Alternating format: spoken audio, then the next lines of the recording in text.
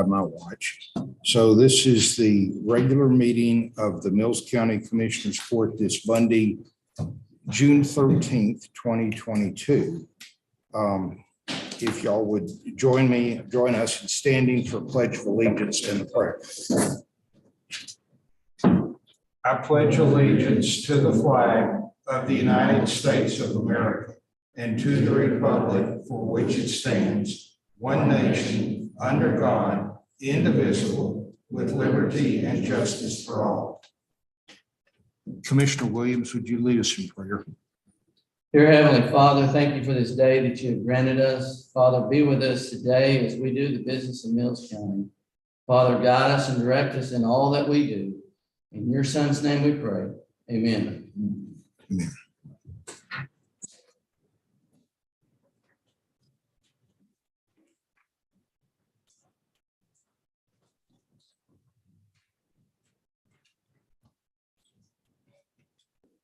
Item 2 on the agenda is review and act on the minutes of our last meeting, May 23rd. Has the court had the opportunity to review the minutes? And if so, were there any questions, corrections, or comments? I do have a correction. On item 17, third page, precinct 4. Landowner allowed us to remove fence and then put it back up. So it not just put up new fence. So we can turn that corner. I don't know how that needs to be worded differently, but. You just want to make it clear you're not installing new fences. Yeah. Coming to remove and reinstall. Yes. Yes. We'll get that back. Any other corrections or additions? Is there a motion for approval as amended, as corrected? I move we approve the minutes as corrected. We have a motion from Commissioner Guerin to approve the minutes as corrected. Is there a second? Second. Second, Commissioner Williams. Any discussion? All in favor say aye. Aye. Any opposed?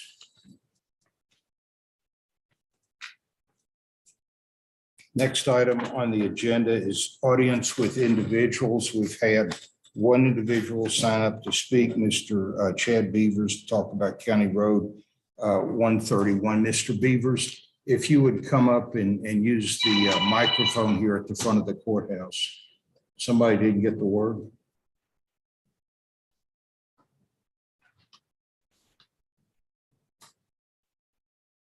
You will. It's 5 to 5. 5. My name is Chad Beavers. My place is on County Road 408, 131 County Road 408. Last Thursday, I believe it was, or Wednesday, I came upon my entrance of my place and I saw that they cut the road back to my fence, up against my fence, at least 12 to 14 foot. I have pictures here to show you. Want to look at it. I called Jason and talked to him, and he got a little heated, which is probably my fault. He told me, he said, well, the fence has been moved back more than 7 years, it becomes the county property. So I said, well, it needs to be. So the way they did it, it's a chopped deal. So if it rains, it's going to erode my fence. My fence, things are going to be able to go under the fence. My T-post won't be able to stick in the ground. So, and they only did it for like 75 yards. And it's big jag. And he said it needed material. Well, the material that's blown away because it's powder. So I don't know what, and he said he's been watering. Well, there's not been any water in the last 3 to 4 days. So it's just blowing away.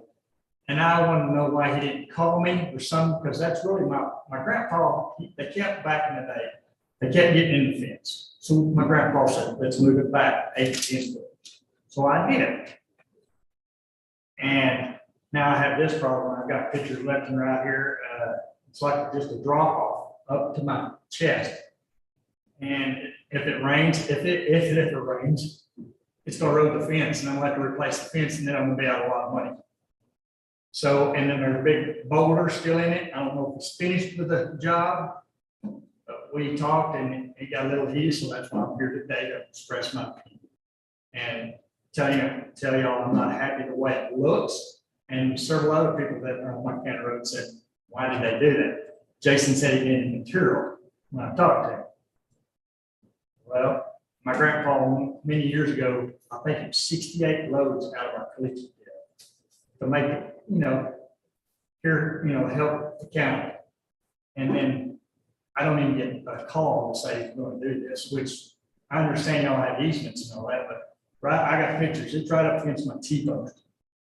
So I just want to make my concerns and I'm not trying to cuss or anything. It looks like crap. So if y'all need these pictures, Thank you, Mr. Beavers. I would like your and pictures. I marked them. Do you need the back? No, sir, I got them. This is the way it looked before. And I marked, and then there's the T-post, and then there's the T-post right there. I just want to show you what was going on. And if y'all have any questions or want to call me, I'm there.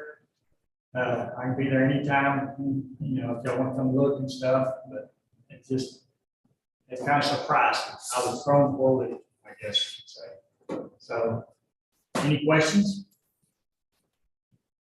All right, thank you very much for your time. Thank you, Mr. Beavers.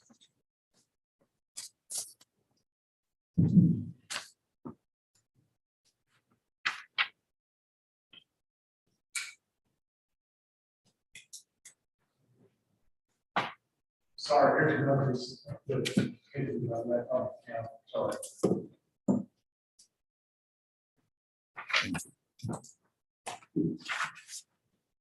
The next item on the agenda is a review and act on the accounts payable. It was distributed electronically Friday, and then there was a supplemental page this morning.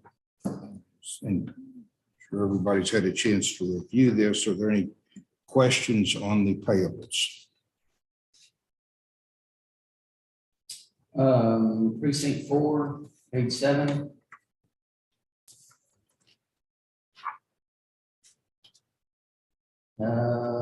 US flags. I don't believe that's mine.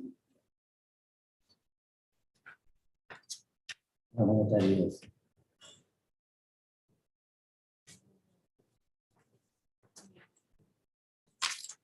Which one, Jason? Page 7. Card services. There's another flag down somewhere. Yeah, I think, I recognize the vendor. I believe that's one that we've used to buy flags here at the courthouse. I just don't think. So it could be that. Okay, we'll make sure that that's charged to the appropriate department.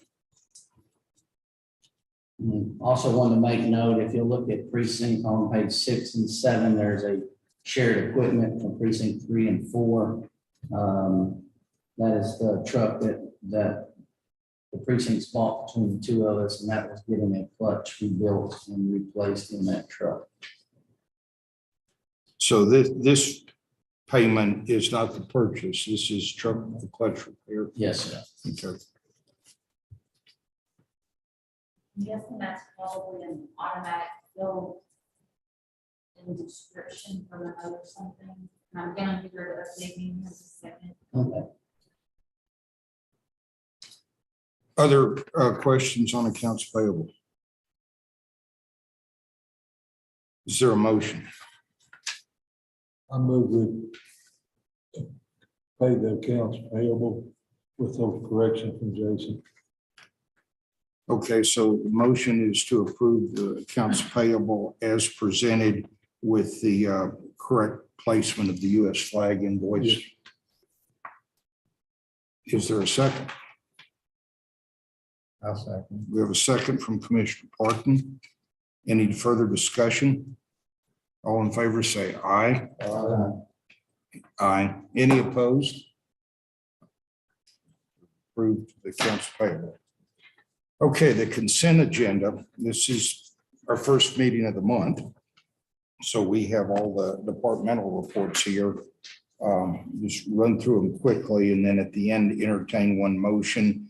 If there are questions, we can hit them as we go. If anything needs extended discussion, we'll pull it off the consent agenda and deal with it separately, but in this meeting.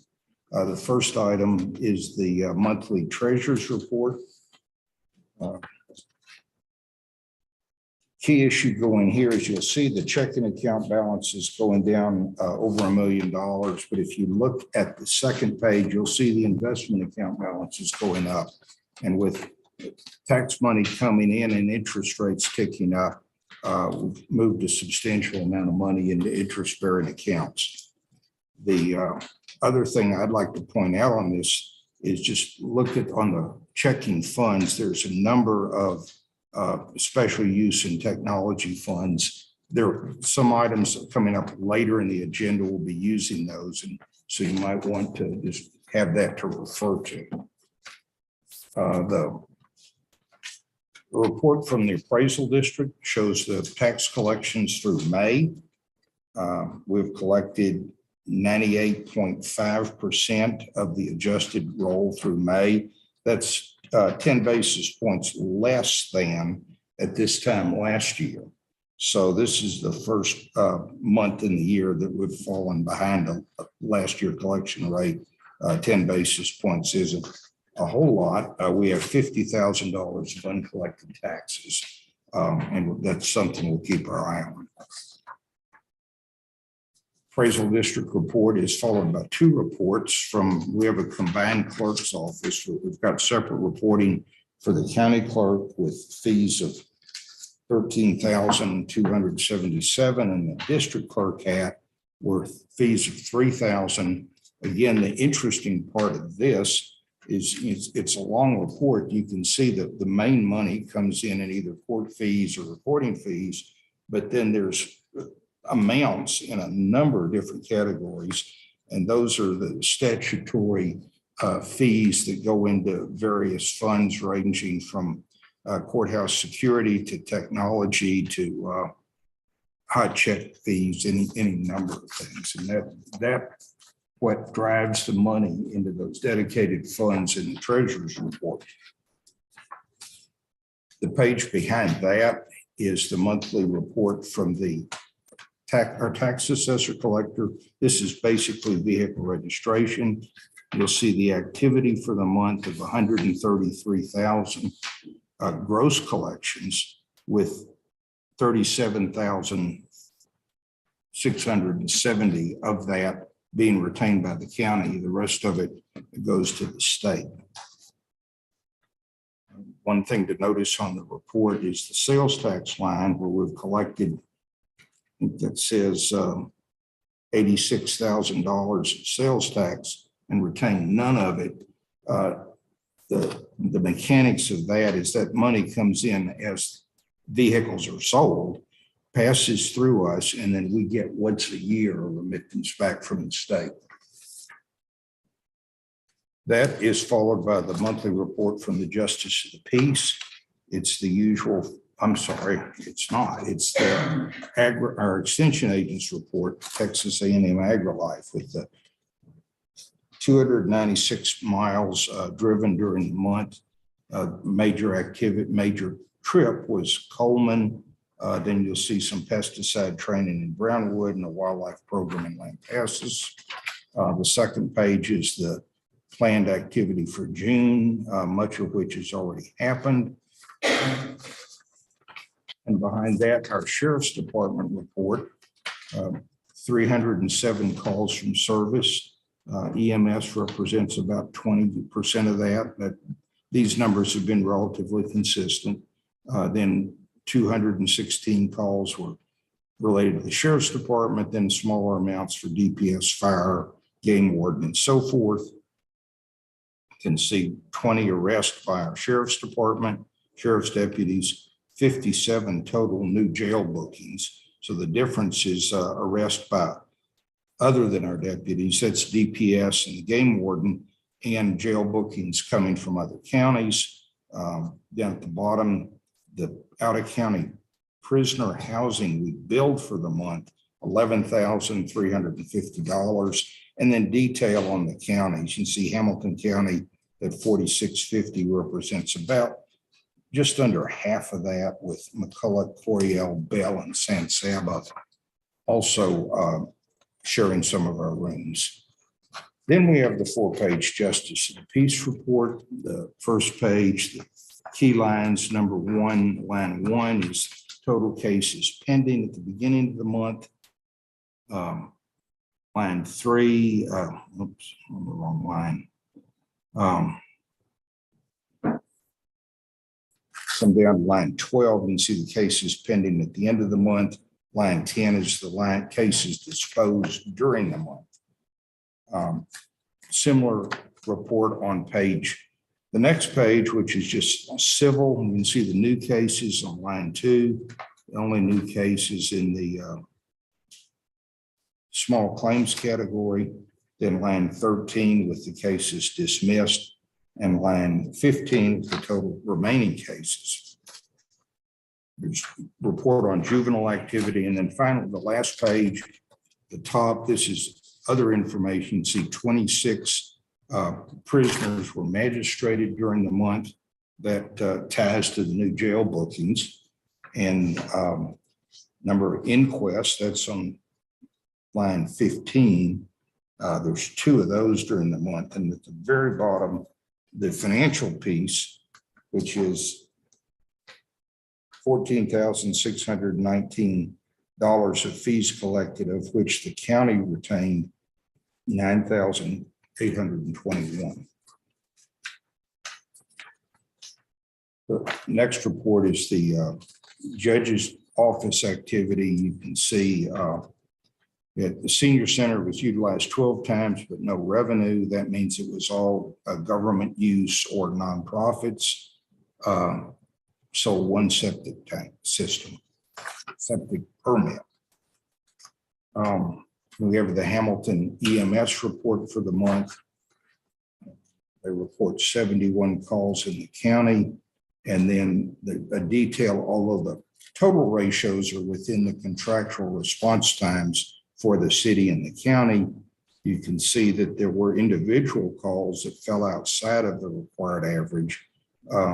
In the county calls, it was primarily distance, as it has been. We've had a slow call in Zephyr, which is actually out of the county, and then a couple of them on 572.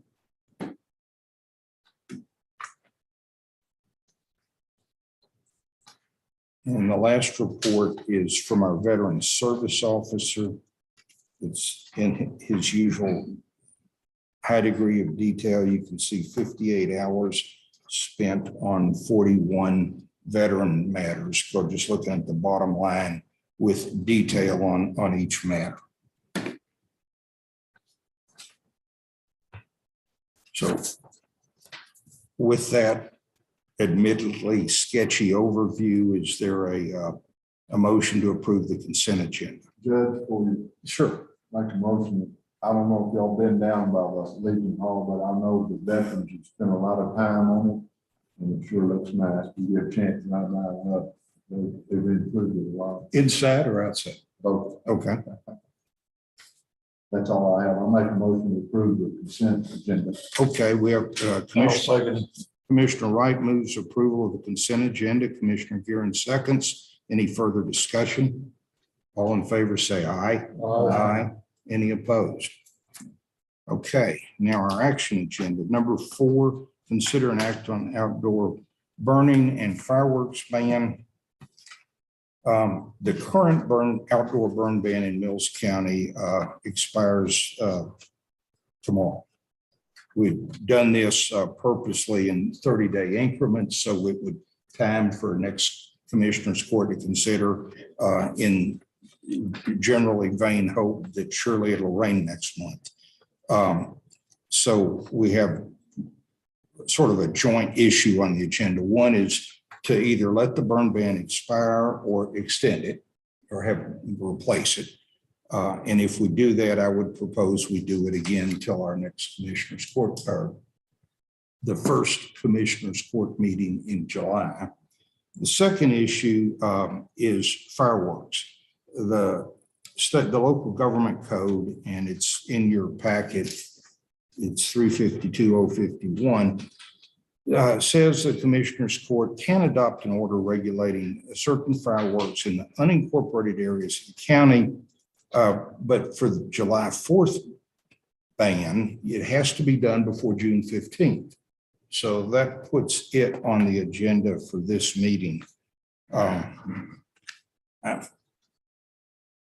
talked to Fire Chief Schwartz based on, although we had some rain a week or two ago and the county's greened up, it is hot, dry, windy, and the forecast looks for more of the same.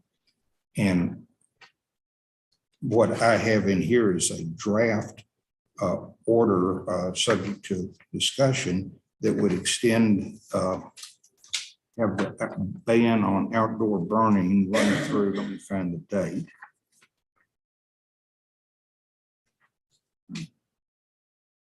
June 12th. I'm sorry, July 12th, which is, that's the day after the next Commissioners Court meeting in the, I'm sorry, the next one, the July 1st meeting in July, and propose a ban on the, includes a ban or on the sale or use of aerial fireworks. And that's defined in another statute. It's basically things, skyrockets with sticks or fins. It's not sparklers and things like that. So that's the item on the agenda, and we throw it open for discussion. You read about the controlled burn in New Mexico? Yes. Burn up in there?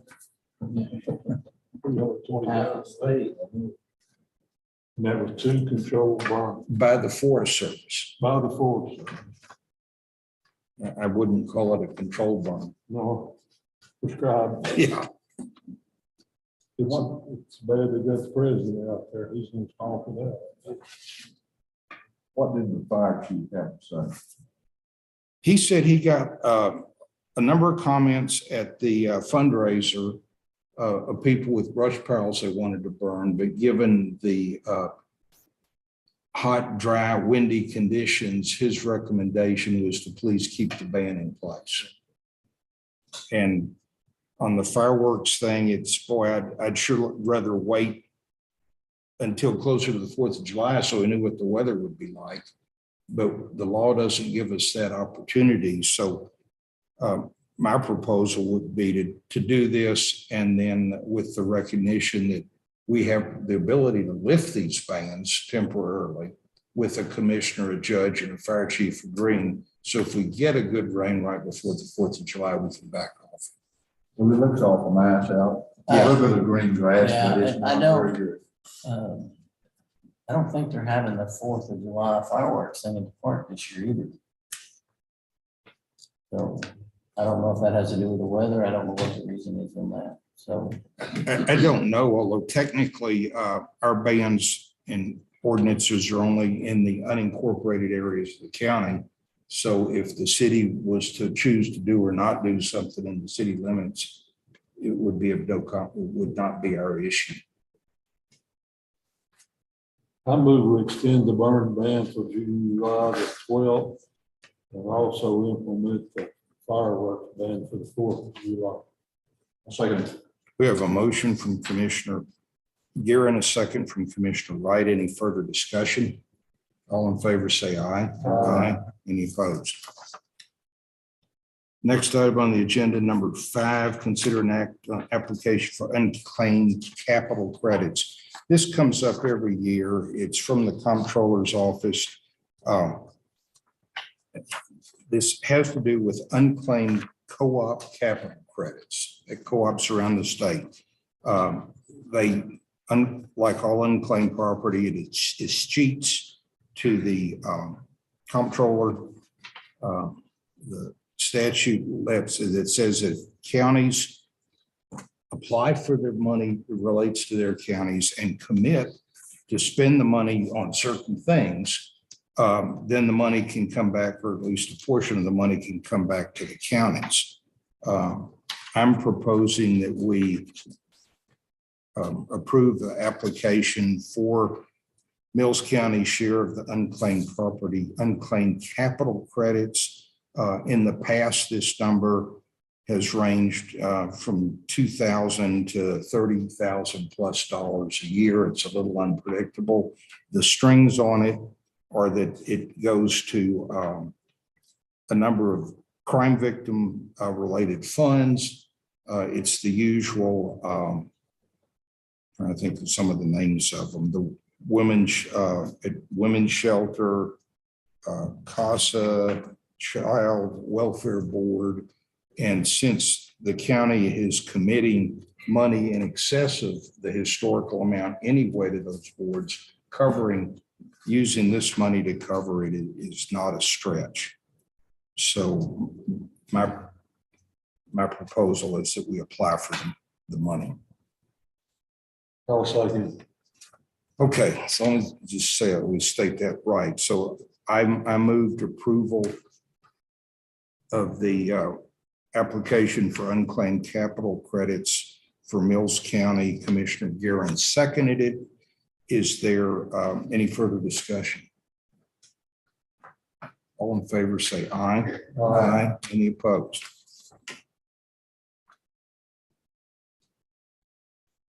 Okay, number 6 is proposed interlocal agreement for joint appointment of a director of workforce solutions of Central Texas. I think I've mentioned this in the past. Mills County currently does not have a representative on the board. It's been a stretch finding somebody. Our last one was Mary Knight, who resigned after the sale of Peabody's. Prior to that, it was Kim Wesson, who resigned probably 4+ years ago. It's a half day once a month in Belton. The requirement in Mills County was it had to be a business owner, somebody that had employees. And I've had trouble finding people that ran businesses in Mills County that could take that much time away from their business. Workforce has proposed that Mills County be represented by a joint appointee with San Saba County. They have someone from Hill Country Community Action, who is the San Saba rep, who would then be the San Saba and Mills County rep. This can be undone at any time we want to, but to keep us represented, my recommendation is that we enter into this interlocal agreement with San Saba County to appoint a joint representative. I'll make a motion, we approve the interlocal agreement, the joint appointment to the workforce solutions with San Saba. Second. We have a motion from Commissioner Williams, second from Commissioner Wright. Any further discussion? All in favor say aye. Aye. Any opposed? Okay. Next item on the agenda, number 7, is consider an act on agreements with Goldsmith Solutions.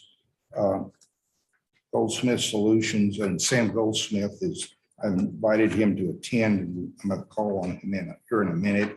Did a technology review on Mills County over a year ago, has assisted us in minor projects in his firm. His business is providing IT support to small counties, primarily in West Texas, and many of them in historic buildings. What we've been looking at for over a year has been replacing the phone system, which uses currently Frontier. It was prior GTE, uses their landline services, Central Texas's desktop equipment, and has been both expensive and has had problems with the long distance going out almost weekly, losing it one afternoon a week in the courthouse. So looked at it's called a voice over internet protocol, a VoIP solution, which uses the co-op's fiber optic connection to the courthouse in lieu of the landlines. And we have included that in this year's budget, actually. What we've got here is the analysis. I mean, it saves money and costs money. So on a run rate basis, getting rid of cutting the cord on the traditional phone service just in the courthouse will eliminate almost $1,600 of monthly expense. The ongoing cost of the new plan is $1,050 a month. So there's a little over a $500 a month savings for as long as we're on the system. And that should only escalate as you expect phone lines and long distance charges and taxes to go up. Now, there are some one-time startup costs involved. There's about $9,000. So looked at another way, it's going to take 1.5 years of the savings to recover the startup costs. And the startup costs are basically buying a little bit of on-site equipment and the labor to do the installation. So that is all in the budgeted. And then there's further back, there's a proposal in here looking at the cost analysis in the law enforcement center. And I'm not proposing that. The cost savings is de minimis. And I'd tell you, it's just not worth the hassle. We ought to focus on where the main savings are and where we can concentrate on it, not complicate the project with something that doesn't have a payback. With that, there's a recommendation that we should spend some extra money to beef up our network. There's a number for that. I think it's $47,000, $47,950, and that's an estimate that's, I believe, to be high. It's basically routers, switches, firewalls, a little bit of cabling to make the system in the courthouse a little more reliable and add security.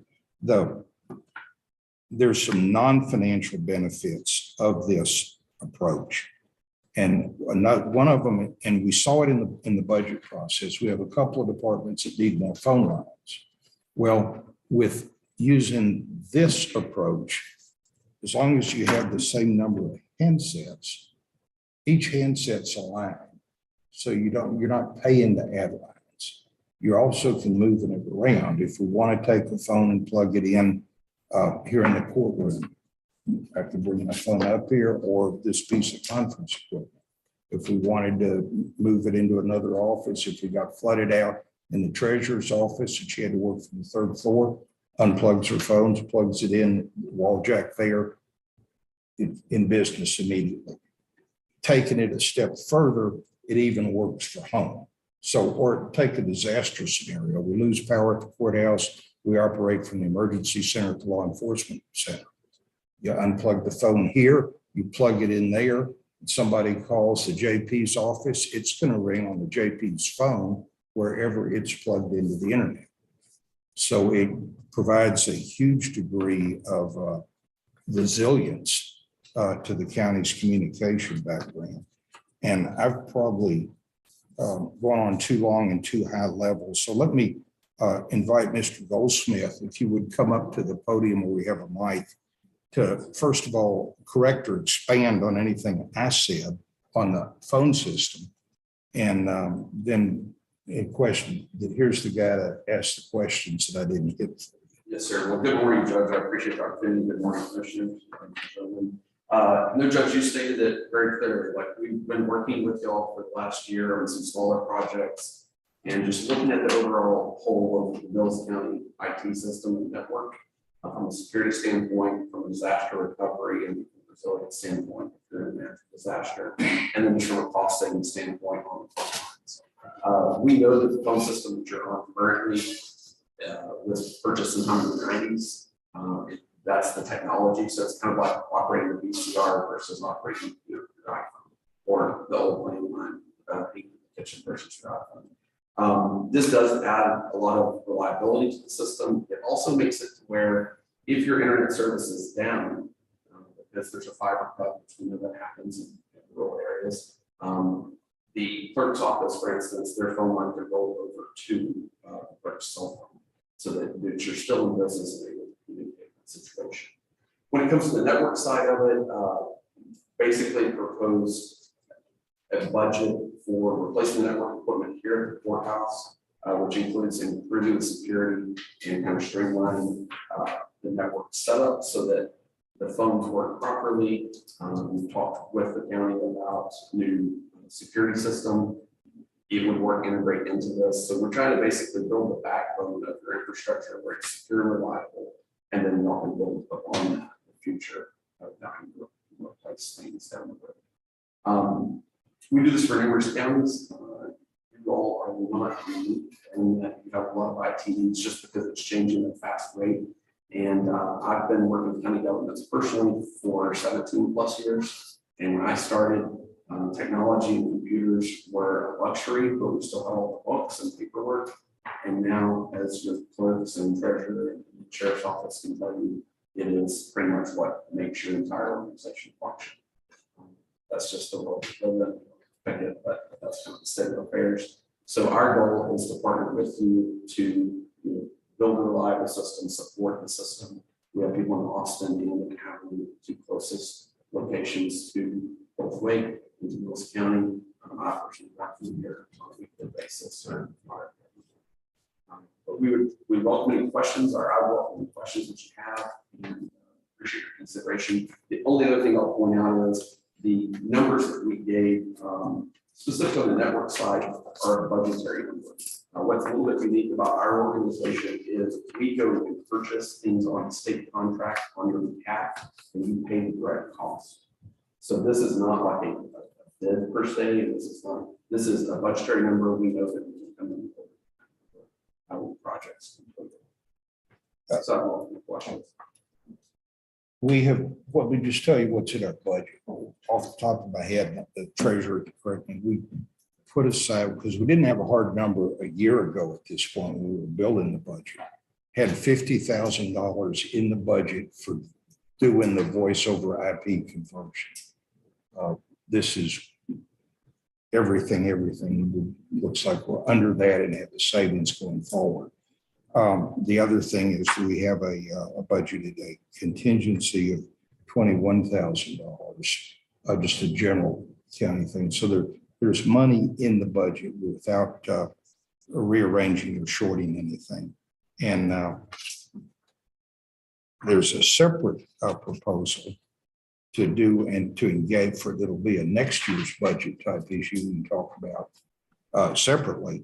That would be a proposed engagement agreement with Goldsmith to provide IT support to the county. Because as we have done that, worked over this last year, we have found, it should be nobody's surprise, we have everything from Windows 7 to Windows 11. We have computers that are out of date and close to failure to the newest technology. We have many different versions of virus detection programs, different versions of the same office systems. I mean, there's points of failure scattered around that need to be addressed. Judge, is this system used by any other county around us? The voice over IP or this specific application? This application. Let me refer that to. Sure. So the question is, this specific system, is this implemented in other counties that we deal with? Is that what you're asking? Yes. Okay. So this is a cloud-based system. You're not buying any hardware. And so we have other counties on a voice over IP system, however, not on this specific brand. Because when we visited with the county, the goal of Mills County was to be completely cloud-based, which is a buzzword we all hear on television. But that means basically you're not buying any equipment that sits here that controls your infrastructure. It's completely hosted off-site. I will tell you that the other reason for that is we've proposed this to 2 other counties recently. This system is the technology, the cloud-based side of it is based on Asterisk, which is a software that is pretty much the foundation of voice over IP over the last 15 years. But the hardware side of it is new. Like it just since March, they released the latest version. But I wanted, I guess, explain it in the fact that it's kind of like the technology side of it has been around for 10 or 15 years. The specific phone is new, just like the iPhone, iPhone 13 or whatever the newest one is, that's new on the shelf, or on the store shelf. However, the underlying technology that it runs on has been vetted for a better part of a decade. At a high level, the appraisal district went to voice over IP to replace their phone system about a year ago, right? Yes, that's correct. And I believe And the savings were about the same. Is what you're showing here. the main thing is you have, besides the no line charges, there's no long distance charges. And the Central Texas Telephone has tried it, has put it in a beta version, not this specific hardware, but beta voice over IP in their local office. And they're still working on it. And one thing I want to point out is we asked Ms. Campbell's office for all of its phone bills. And so we compared apples to apples to come up with these cost savings. We also built in about 20% tax and fees into that number that you see. And typically voice over IP has less taxes and fees than traditional phone. So if anything, I would expect that savings to be around $500 a month. It could be more if those taxes are less, which we anticipate. But our goal in giving you numbers is to be completely transparent because we're the services side of it. We're not trying to sell this stuff. So we budget in kind of a buffer of 20% overall just to cover your sales tax exempt, but you still have to pay all the 911 fees, regulatory fees, right-of-way fees, etc. And then that is included in this. That's all I have to do. Are our phones right now, are they rented? Or leased or whatever, not rented, but leased, or are they actually owned by the county? So my understanding is that the county owns the equipment, but y'all pay for a maintenance agreement.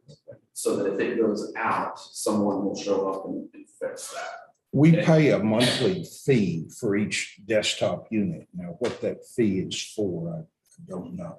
It appears to be a maintenance fee, and that's when I refer to you're on a system from the 1990s. You're on a Nortel system that Nortel's been in business for decades.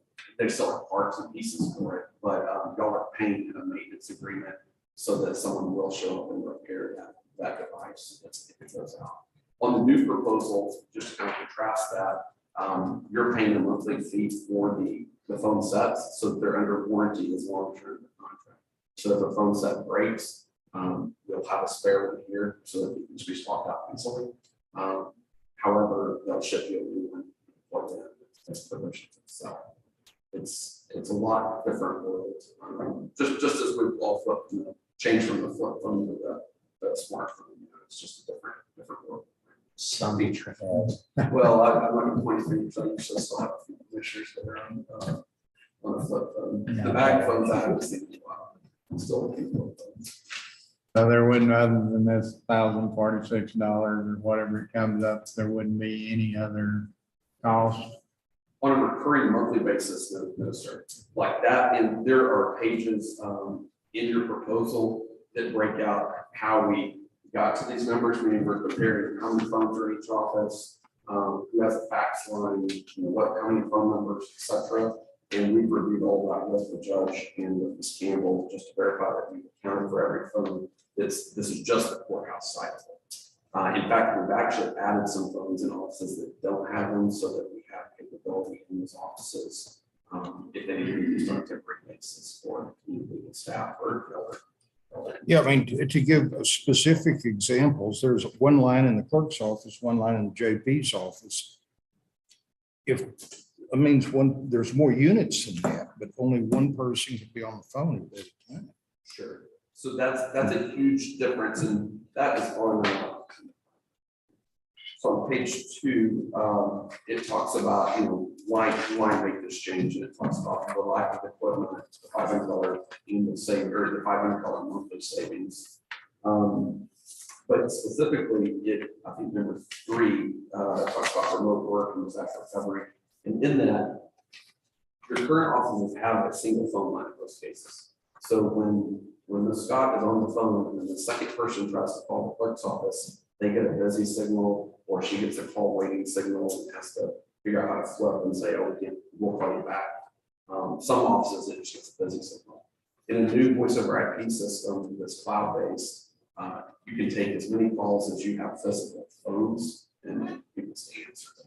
So while the clerk's office would still have the one number that y'all all know that's been the clerk's number for some time, the second caller would ring through to, Ms. Scott's on the phone, to one of our deputies. The third call would ring through to the next deputy, so that you're not playing phone tag with people as often.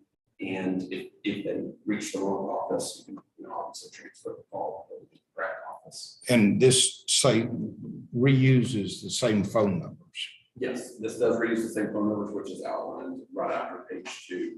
And we've gone through and accounted for every phone number on the bill, both for the courthouse, some of your commissioner's precincts, and the sheriff's office, just so that we have an inventory and handle on what each number does, so that we're not moving anything out. Instead, in the future, if we ever want to implement this on a broader scale, we've done that work.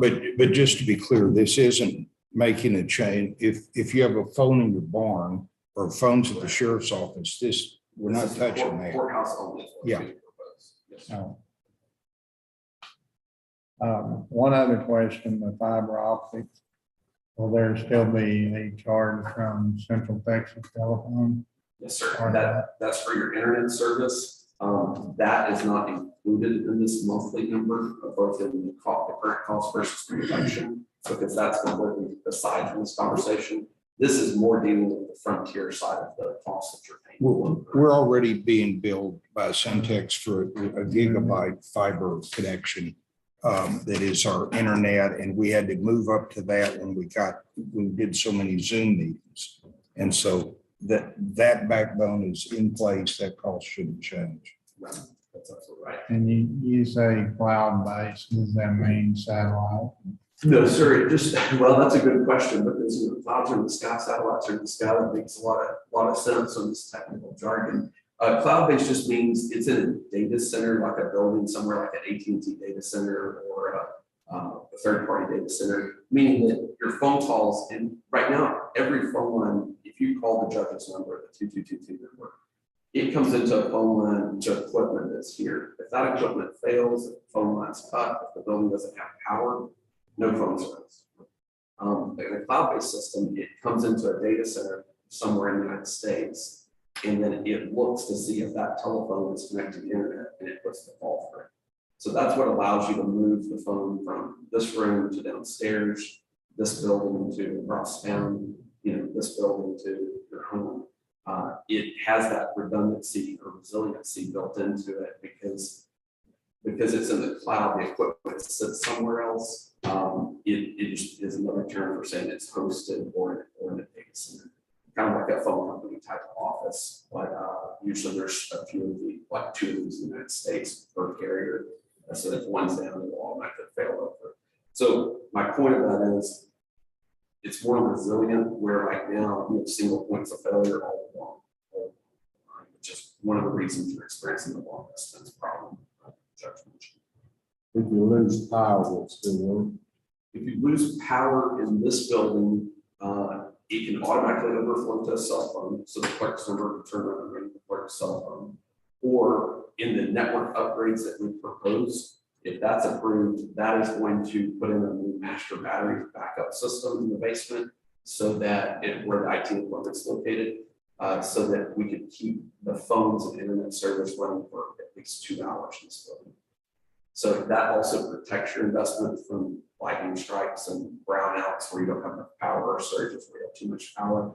But the goal in the network upgrade was to make all of that more reliable. And so we designed it where it would keep power to the phones for at least 2 hours, which covers probably 90% of your power outages. I know I grew up in a small town in West Texas, so trust me, I could, sometimes outages, whether it's a fire cut or a power outage, it's not the same response. Yeah, if, let's go back to the freeze of 2 years ago. We didn't in Gulfway, but out where I lived, it went out for a long time. I mean, in the scenario, if that happened here, what we could do would be take the courthouse phones, move to the emergency operations center at the law enforcement center. They have battery back. I mean, they have the diesel generator. You plug these phones in there and you have, somebody calls the JP's office or the treasurer's office, it's going to ring right there and people can deal with it. We could do the same thing if we put a generator in here, then we're no longer dependent on power. But since we have the emergency center already set up, that would be the more logical approach because that covers fires and tornadoes and other things too. This court at one time discussed putting standby generator out here Yeah. for the courthouses. And then we put it to precinct 1 yard and sold it, right? That's correct. That's correct. Now, we could, once, if we do this and love it, can we expand it to any county office that has an internet connection? Yes, sir. As long as it has a broadband internet connection. So with our veteran service officer, precinct barn, county attorney's office, I mean, we could do those things. Yes, sir, you could, and it'll act as one system. Where currently, you're kind of on islands. The courthouse phone system's an island, law enforcement center's an island, these other regular buildings are an island. It would work as one system where you could just dial the extension number all across town, or you could transfer calls between each other, that kind of thing. It would act as one unified system if you were to expand it in the future. And because it's cloud-based, that's just a per phone type cost monthly, where it's not a situation where you have to go in and rip and replace. That's again the benefit of having a cloud-based or hosted phone service in today's world. Is you're buying less equipment on the front end so that you can grow without having to complete with the phone lift and shift type upgrades like rip and replace upgrades. And one other thing I point out about power, I keep talking about the phone could overflow to a cell phone. So let's say you're in a power outage that it's going to keep the phones on for 2 hours and still, it goes into 3 or 4 hours. Basically, there's an app that you can log into on your cell phone, and it would allow you to answer the phone for the clerk's main number or the treasurer's main number. So that would allow them to stay in their office, make their paperwork or other things that could be working on in an outage, and still be able to take a phone call as long as their cell phone's charged. Yeah, that's that. We all look at power differently today after last year's freeze, because we learned there. So this was for the courthouse. Yes, sir. The law enforcement center is already owned something similar. The law enforcement center is still on Frontier, so it's on similar to what the courthouse has now. They do have a voice over IP based system, but the difference is, and this kind of gets in the weeds and it's confusing. The difference is it's all equipment installed at the law enforcement center that then interfaces to Frontier. So they still have the same challenges of if Frontier goes down, they're down. If Frontier takes a So that you wouldn't be able to take the phones from here, swap system, and move the phone and plug it in at the law enforcement center and make it work. Yeah, because if you plug it into fiber optic, you're not plugging it into the phone line. Yes, sir. You're plugging into an internet connection at the law enforcement center, which they have a fast, high-speed fiber optic internet system. We're getting away from it. The phone basically is not treated any different than a computer on a new system. Meaning anywhere you can get an internet connection, the phone can work. Where on a traditional phone system, there has to be a physical line coming into the building with that number programmed on it, and you have to be connected to that one connection in order to make it work. This makes it where you can. Actually, I mean, I call the law enforcement system a hybrid. Yes, sir. It is a voice over IP system within their building, but then it goes to a server room and turns into a regular landline going out. But in a disaster scenario, that it's the key is you plug it into a network port. And as long as you plug it into a network switch, a network plug at the law enforcement center emergency ops center, it's going to be the courthouse phone. If you try and plug this into one of their phone jacks, it won't even fit because the plugs are there. It won't power on, it won't fit. Yeah. Now, at some point, I mean, if the county chooses to and law enforcement chooses to, we could, it'd be fairly easy to connect the fiber system here with the fiber system at the law enforcement center and have it all on one big phone system. But what you see in this is, the savings of doing all that, it adds some cost. It saves you less than $50 a month. And it's just not worth the headache right now. Right. Yeah, and the judge's point is absolutely right. Like, it is the correct logical stuff because of the age of the courthouse equipment, because of what you're paying per month. To make this change first, and if there are any issues that need to be worked out or training needs to be worked out, we deal with that at the courthouse. We would always recommend to start with the least critical user. Not to say that everyone at the courthouse isn't important, but we know that the call volume and the criticality of law enforcement is just a whole other level. But our recommendation would be to start with the courthouse. Then in the future, if you want to look at in the future fiscal year, working with law enforcement to make the change there, we can look at that. But our goal would be to implement it here first, make sure everything is to your expectation, and then move forward. There is maybe the provider offers like a 30-day guarantee type of thing as well, so that if for some reason there's any issues or not happy, we can fall back from this. I don't foresee that being an issue at all. We've got limits in those places. Every major business in the United States is trying to figure out how to move to this because it allows the workforce to be more mobile, it reduces their costs, it makes the system more reliable. And so when you get free things like that, play, especially when you're reducing your long-term costs. To integrate the system, what are we talking time frame? Are we talking 6 months? Sure. So that's an excellent question. So the lead time of the equipment is about 3 to 4 weeks. And that for the phone equipment. The network equipment, which is a key part of this, is anywhere from 3 to 4 weeks, maybe 6 weeks. We've worked with vendors. We've already gotten proposals ready, anticipating if this were to be approved. But our goal, we've marked out like late July. We've marked out like a 3-day period to implement this for Mills County.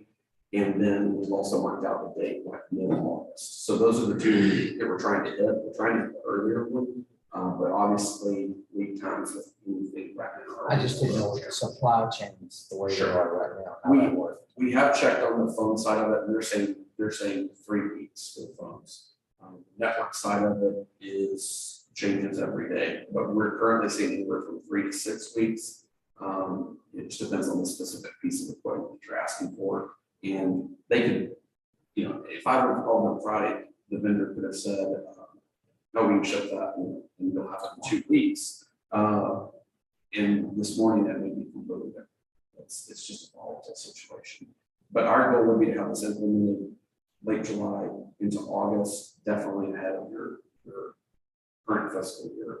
And that's what the judge kind of tasked us with. And so to give you an idea of the cabling, some of the cabling improvements that need to be made, and some of the specifics on lead times, we've already lined up calls for this week so that we can start on that this week to try to shorten those lead times as much as possible. Yeah, we have this in the current year budget, and this is the type of project I didn't want to leave on the table for Jet to have to struggle with. I mean, this is to me, it's a no-brainer. It saves us money. It's the way technology is going in the future. It adds reliability, and resilience. It's got lots of little features. It heads off the new line request we're seeing in the budget for next year. It's Sure, and one thing I'll say is we provide this as a turnkey solution in that we will work with Summer to get all of the old services disconnected. We'll make sure that your bills get straightened out.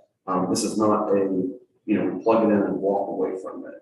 Our goal is to be the IT support, kind of like if you had an internal IT department for Mills County. So we're working on your behalf, making recommendations, procuring equipment on state contracts at a cheaper price than what the average business can buy it for, and then working to make sure that all of the paperwork and cancellation of old services happens so that you realize that cost savings.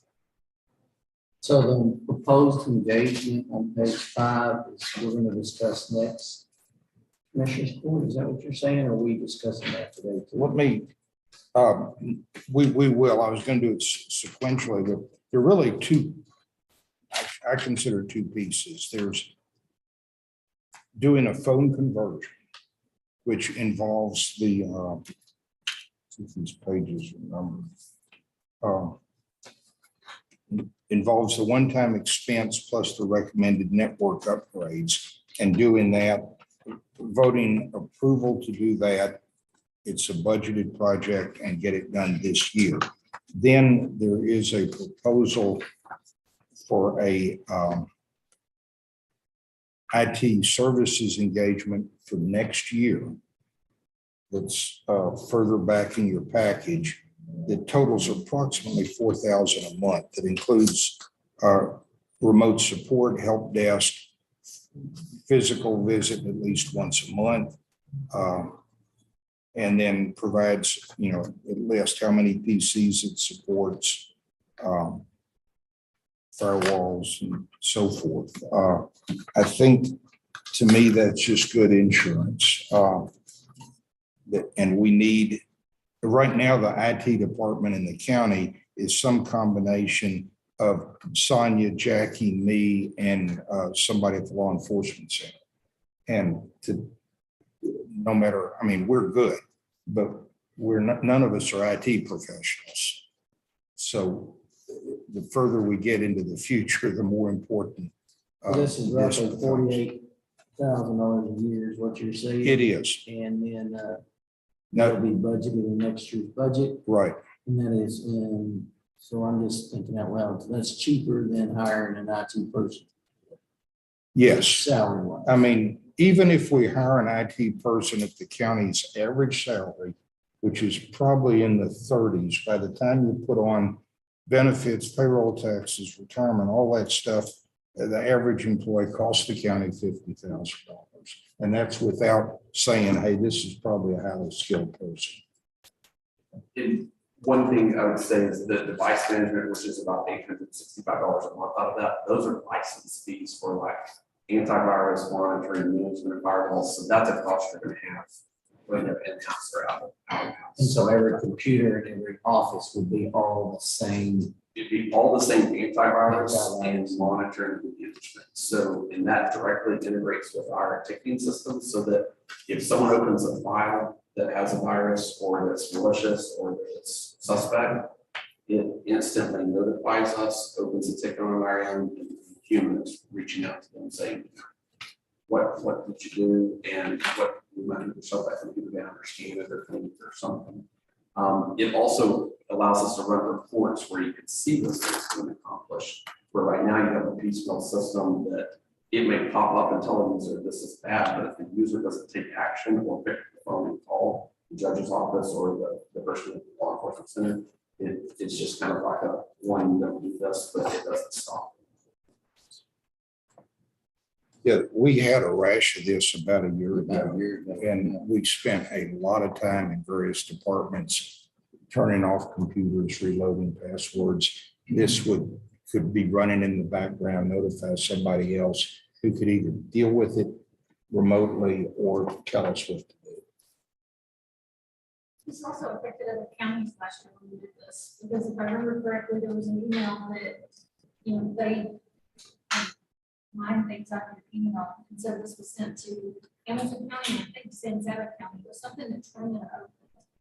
And then it went out to everybody else off of that, and it just kept going. Yeah, I mean, it was getting into county email, and I mean, I got one from the sheriff of Hamilton County about something that was an active discussion at the time. I forget what it was. I opened one and it's had the judge's name on it. Yeah.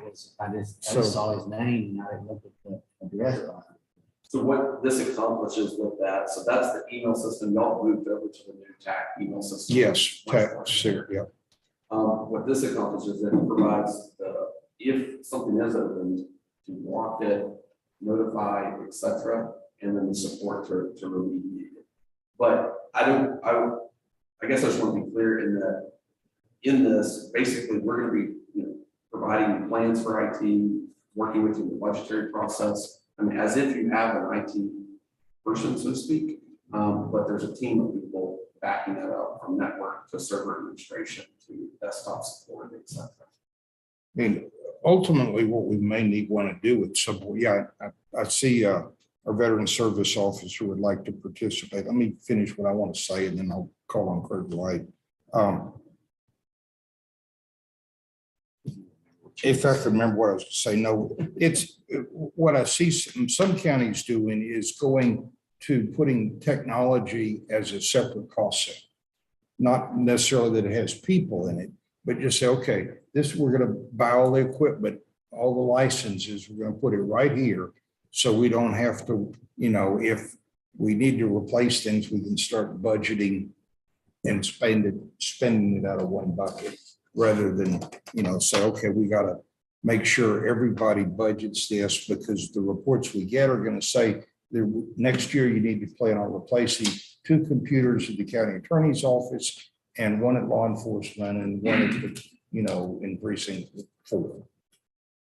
And so here you just put it all on one number and you buy 4 new computers and you send everybody the new computer.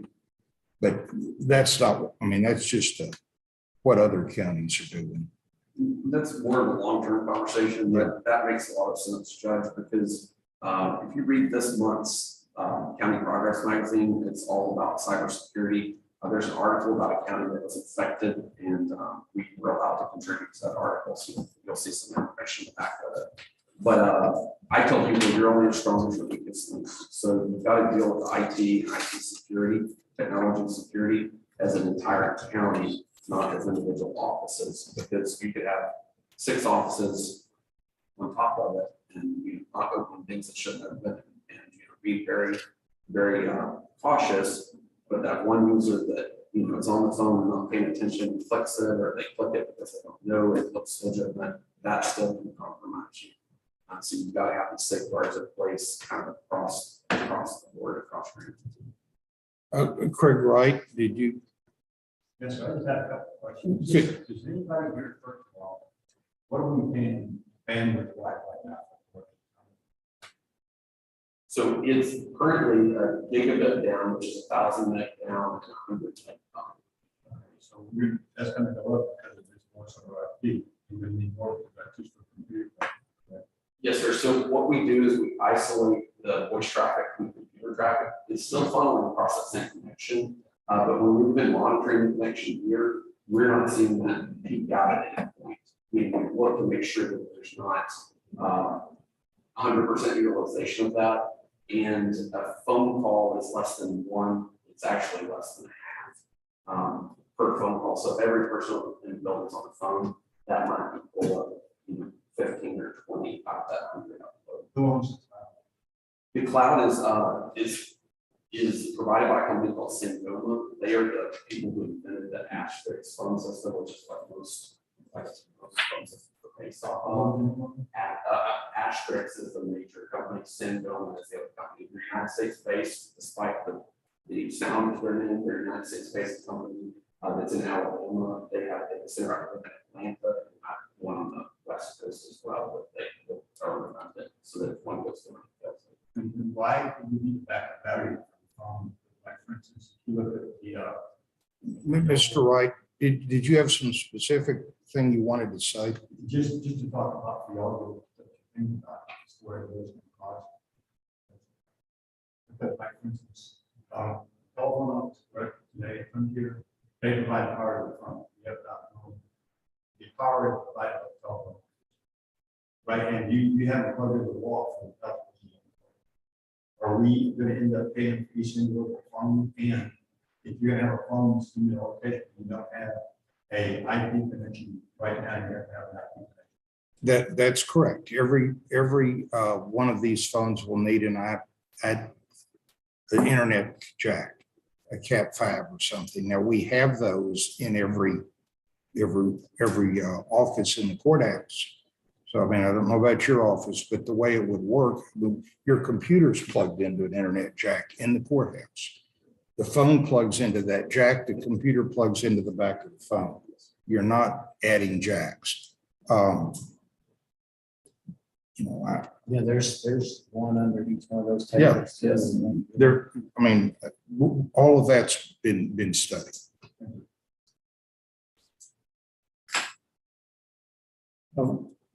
So 47,950, that's for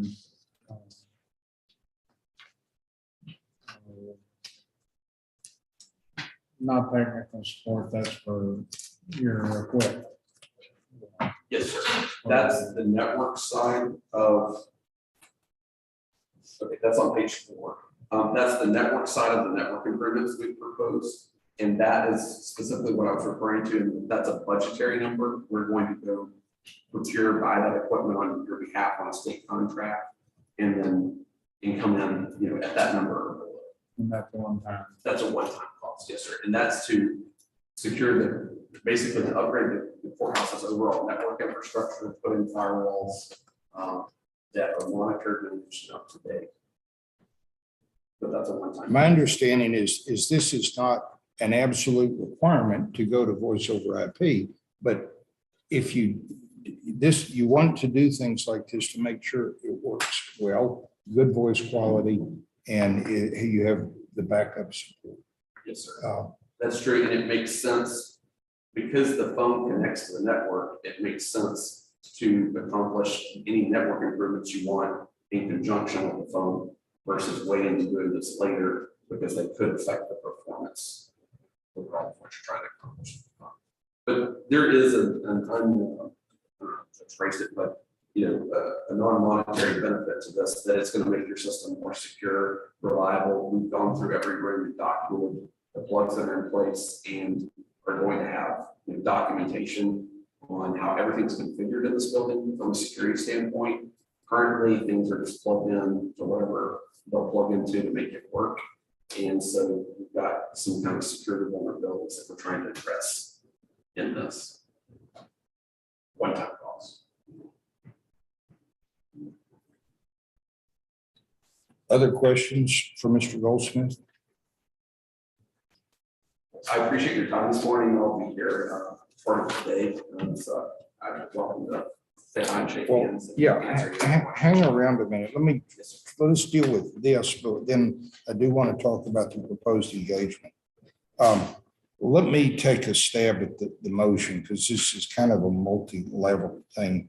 I move approval of the proposal for the Mills County Courthouse voice over internet protocol phone system and the associated network upgrades as outlined on page 4 of the Goldsmith solution proposal.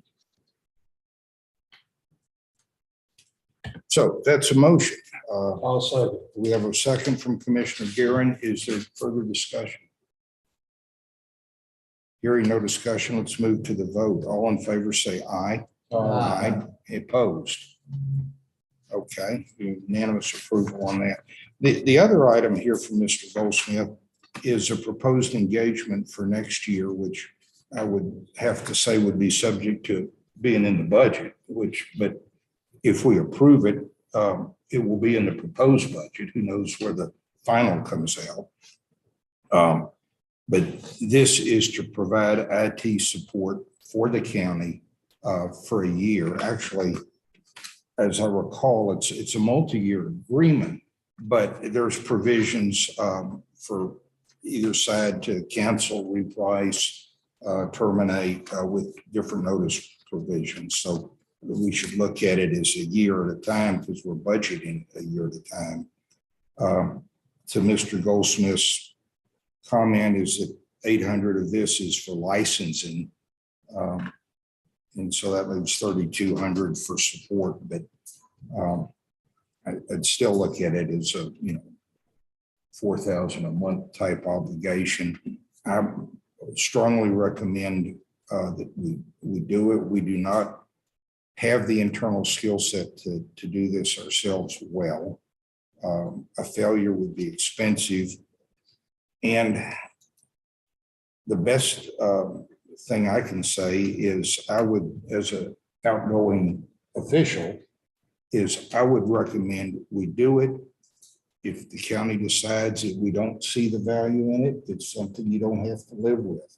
I think the court in the future will see the value from the reports and the things that the problems we avoid. Does this IT service only include the courthouse with the voice override system, or would it include the law enforcement center at the same time, even though they're not under that voice override system? Sure. So this is overall, not just a voice system, but just overall IT. Yes, sir. So we built in where it would cover up to the number of computers total in the county, which includes the law enforcement center. Okay. We would highly recommend that we patch and secure the antivirus and the monitoring and management of every computer across the county as soon as possible. It also includes remote support that would include the law enforcement center if they choose to take use of that. We were really focusing with the judge on the courthouse because we've got to start somewhere. And so this is where we were starting. And then if you basically, the variable cost in this is if you expand it to where it's everything in the county, if that leads to more on-site days per month, then there's a cost for that, which is outlined in the agreement. But basically this would be your kind of countywide, it could be your countywide if you choose to make it for both in the future.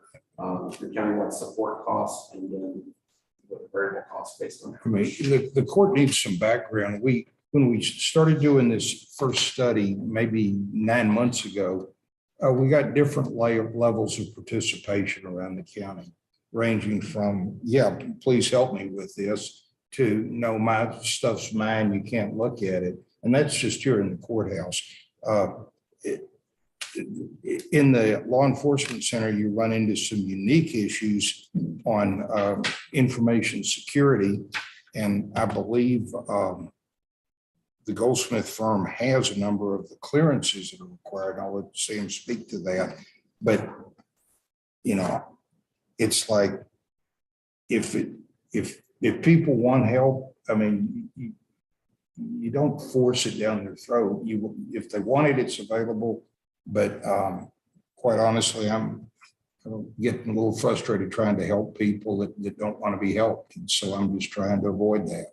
So is there an emergency? I mean, if we needed something like paid staff, I mean, I know there's only a one trip per month or something on-site visit.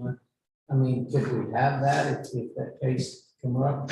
Absolutely. Yeah, it's in the contract, but then you have a trip charge. You're outside of your. Right. We're not going to limit you to, if you cross that one time, say, oh, you have to wait till next month. We're going to service whatever your needs are. We just tried building something in because we know what a lot of your needs are. We've done the assessment, but what does that look like in practicality that moves on the ground, day in and day out? We tried just to build it where you all could budget for a cost and it would cover you to get to handle most of your needs, knowing that there might be some additional needs that we have to talk about along the way. So on average, what was an emergency trip like that?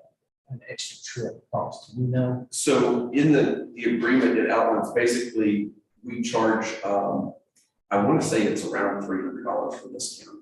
And that includes the mileage, travel time, et cetera. But so much of this can be done remotely. I mean, if the problem's in a computer, the computers are connected to the internet, they can Only thing I was going at is if Yeah. it's 48,000 a year. Yeah. Judge, when we budget it, not budget it, even 50. Yeah, What I'm saying, and that would give you Sure. leeway to have extra emergency situations throughout the year. well, and I would like to be able to extend it to the law enforcement center and everything in the county. But, yeah, How do we budget something, Judge, that's not in the budget yet? well, first of all, we're How do we talking, appro- How do we we're approve it? talking next year. We'd approve it subject to being budgeted.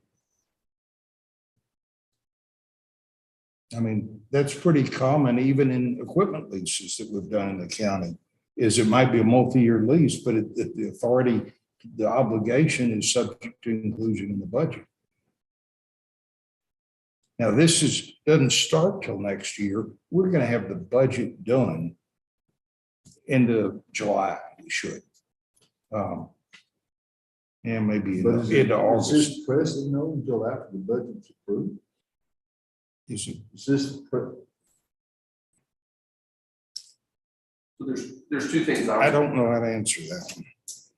Go ahead. Sorry, if you don't mind me answering, from our perspective, Commissioner, there's two things that I know that you're facing, that are pressing. One is Internet Explorer, which is what a lot of your software systems run on, is end of life, end of support. We don't know what's going to happen on Wednesday. This Wednesday. We've been announcing this for years. You still have software vendors that y'all rely on every day that have not made that shift or just made that shift in the last week. So there are some potential needs with that. Our team is in the office where we usually go out on site. We'll have a few people out on site per day and then some people in the office for support calls during the day. We're on site, we are in the office all day, Monday, Tuesday, and Wednesday this week because we're concerned what that's going to look like. So that we're available to help them get it. Two, I noticed a subsequent agenda item is you're talking about converting software to your clerk's office. There are going to be IT needs related to that change. Because while the vendor will do part of it, we convert your data, training, what you have to do on the actual individual computer to make changes, install software, set it up to where it'll print to the right printer, that does not fall to the vendor. It falls to your IT, your IT department, which the county currently doesn't have. So we do, it's just. Right, well, pardon me, I'm not trying to avoid anyone's commitment or contribution to this. But those aren't, I'm not trying to twist your arm by saying this. And we have don't we have a firewall that's going out of service in July? You have your firewall for your law enforcement center is end of support and out of service July 30th. And that is a legal requirement. What the judge was referring to in legal around law-related things to IT, your law enforcement folks have to follow the CJIS, Criminal Justice Information Systems policy. Our people take training on that, are certified on that. We've already provided that paperwork last year to them, Tina, but we can provide it again. But those things the county is required to do and keep up to compliant because the county's computers interface to the FBI. That's how they run driver's license, criminal histories, all the things that your law enforcement center folks do. And so those are some immediate needs that we know you have. Instead of waiting, when I said we want to meet with you regularly to come up with an outline, instead of waiting until you get to these crunch points of, we've got 60 days to do this or 30 days to do this, our goal moving forward is to outline, map of what needs to be done over the next 3 to 5 years. And that helps you not be just reacting to these situations, but be proactive. Keep your budget set for it, communicate with all departments, we know what we're working on this year, and then we implement that. Where right now you're kind of playing it, if we were to start this engagement, we're going to be playing catch up for a while just to try to get a baseline of security and things up to date. But to go to your point, we can't spend money we don't have. But we did budget in the current year budget. We have a contingency of $21,000. If we have budget for the judge's salary, and I forget what it is, but it's 50-ish a year that hasn't been drawn. So there's money. It would be line item transfers we're talking, if we were to implement this in July, the 3 months times this, roughly $12,000. So you got at least two ways to cover it if we need it. And it sounds like I'd forgot about the effect of the conversion in the clerk's office, but we also on this Internet Explorer issue, that is the reporting for the software used both in the JP's office and the clerk's office. So there's some real potential issues there. Anyway. But you were talking about the Delaware Law Enforcement Center being July 31st, Yes, sir. but what we're talking about is not even a thing. Well, what he's wanting to do, Dale, what the judge is wanting to do is he wants to go ahead and pay for July, August, and September, and budget this for next year. Yes, sir. And the phones are all in the courthouse. So this is more of like IT service and support could be done. And so that would help address this need for law enforcement. So, Well, and the law enforcement center may have this, you guys already planned or taken care of, may or may not want any help with this. so Judge, my concern is that that's not on a line item to engage them for the next 3 months. I wonder if that should be a separate line item event or. Well, if I mean, you're talking we got about it as line an item agreement budget, or with you're talking Goldsmiths. about, I think, well, the agreement with I think it's plural, agreements with Goldsmith. Agreements, okay. So I think I mean, the requirement for public notice on the agenda is that it be in enough detail to inform the public as to the matters being discussed. And so we're discussing IT services with Goldsmith, whether it's, whether it's this year, next year, 3 months, 12 months, 15 months as budgeted. I think the disclosure is adequate. So if we did this today, one last question, if we did this today, do we include the month of June? Or is it July, August? and I'd say September? we started July. We would be happy to do it prorated for June also if you'd like to do that. It's I just didn't know. I was Okay. asking. How we don't want.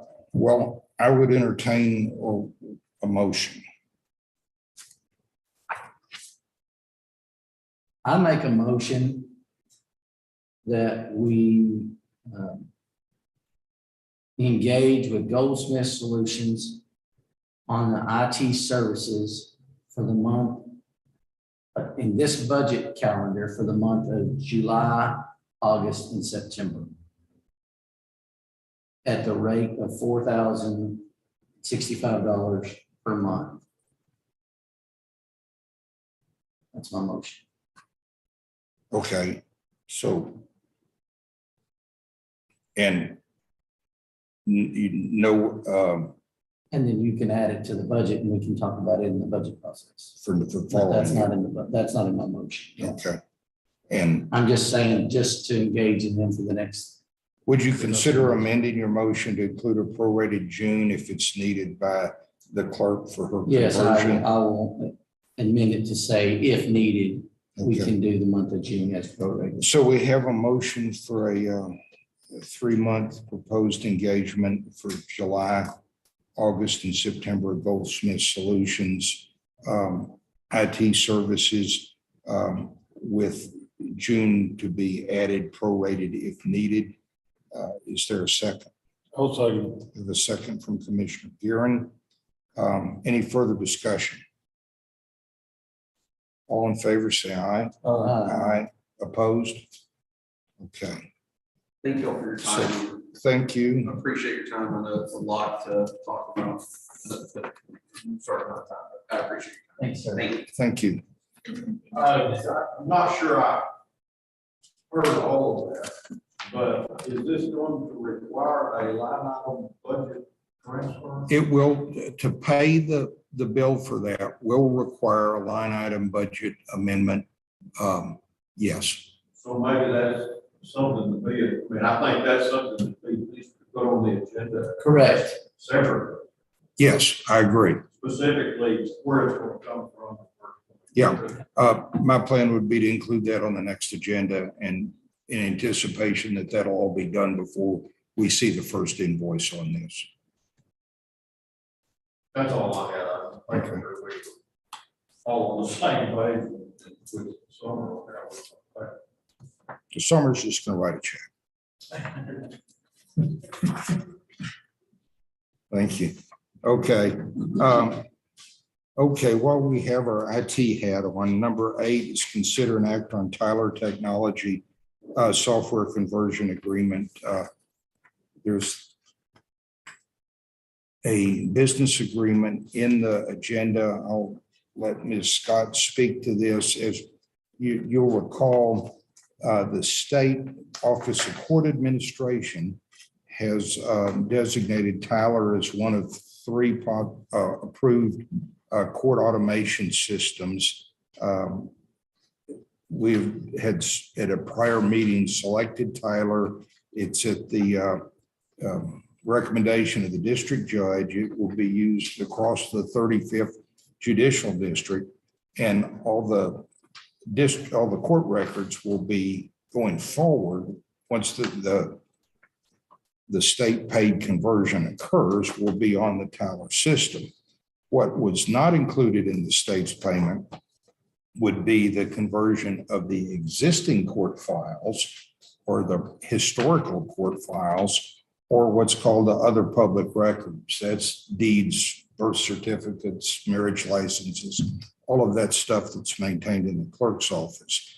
This, if we convert that to get it all on one system, it's at the county's expense. And this proposal is to make those backward conversion, the conversion of the historical data to be on the same system as the new system going forward that the state's paying for.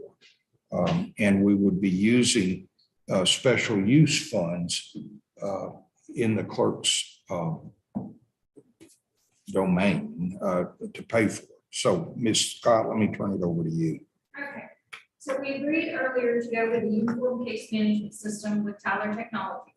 And that agreement was starting on a specific date, all cases would go into that new system. Well, on a specific date, that does not take into account any of the cases that are in progress.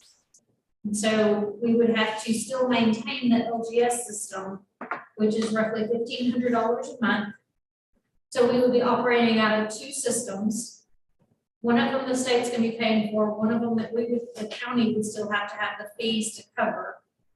Or we can pay a one-time cost and Tyler Technologies will take the data out of LGS and convert it into their system. So we would no longer be paying LGS a monthly fee. The cost is roughly $50,000. I've been told that they estimated that on the high end for us. So it may be as low as 42. It will take approximately 2.8 years to recover that cost, not paying for Tyler Tech or not paying for LGS. But the state is covering some of our fees for 5 years. So that will kind of offset that. But you're also looking at the manpower and the mistakes that you could still have on this. It's going to be what system is that case in? Are we going to convert it, the manpower to scan it in manually? Whereas if you can take your data and just transfer it from one system to the other without doing manual entry, you are less likely to have mistakes and your data is going to be true and complete. We have the money in the clerk special use funds to convert this and cover it. I've included it in my budget for the next year, but I need to get the agreement signed so that they can go ahead and start planning to move us over. When she says included in the budget, which you mean the money is in the special use funds now, but there's no budget to spend the money in the special use fund. That's been an ongoing problem around it. So in next year's budget that we're working on now, there will be a budgeted expenditure from those special use funds. Doesn't affect the general fund of the county, doesn't affect the taxpayer. It'll just be showing that the money in those funds is going to get spent. And this agreement gets the process started, although the completion and the payment won't occur till next year. Next budget year or next? Next year? budget year. Possibly next year too. So they're estimating 8 to 12 months to get all this data converted into the second line.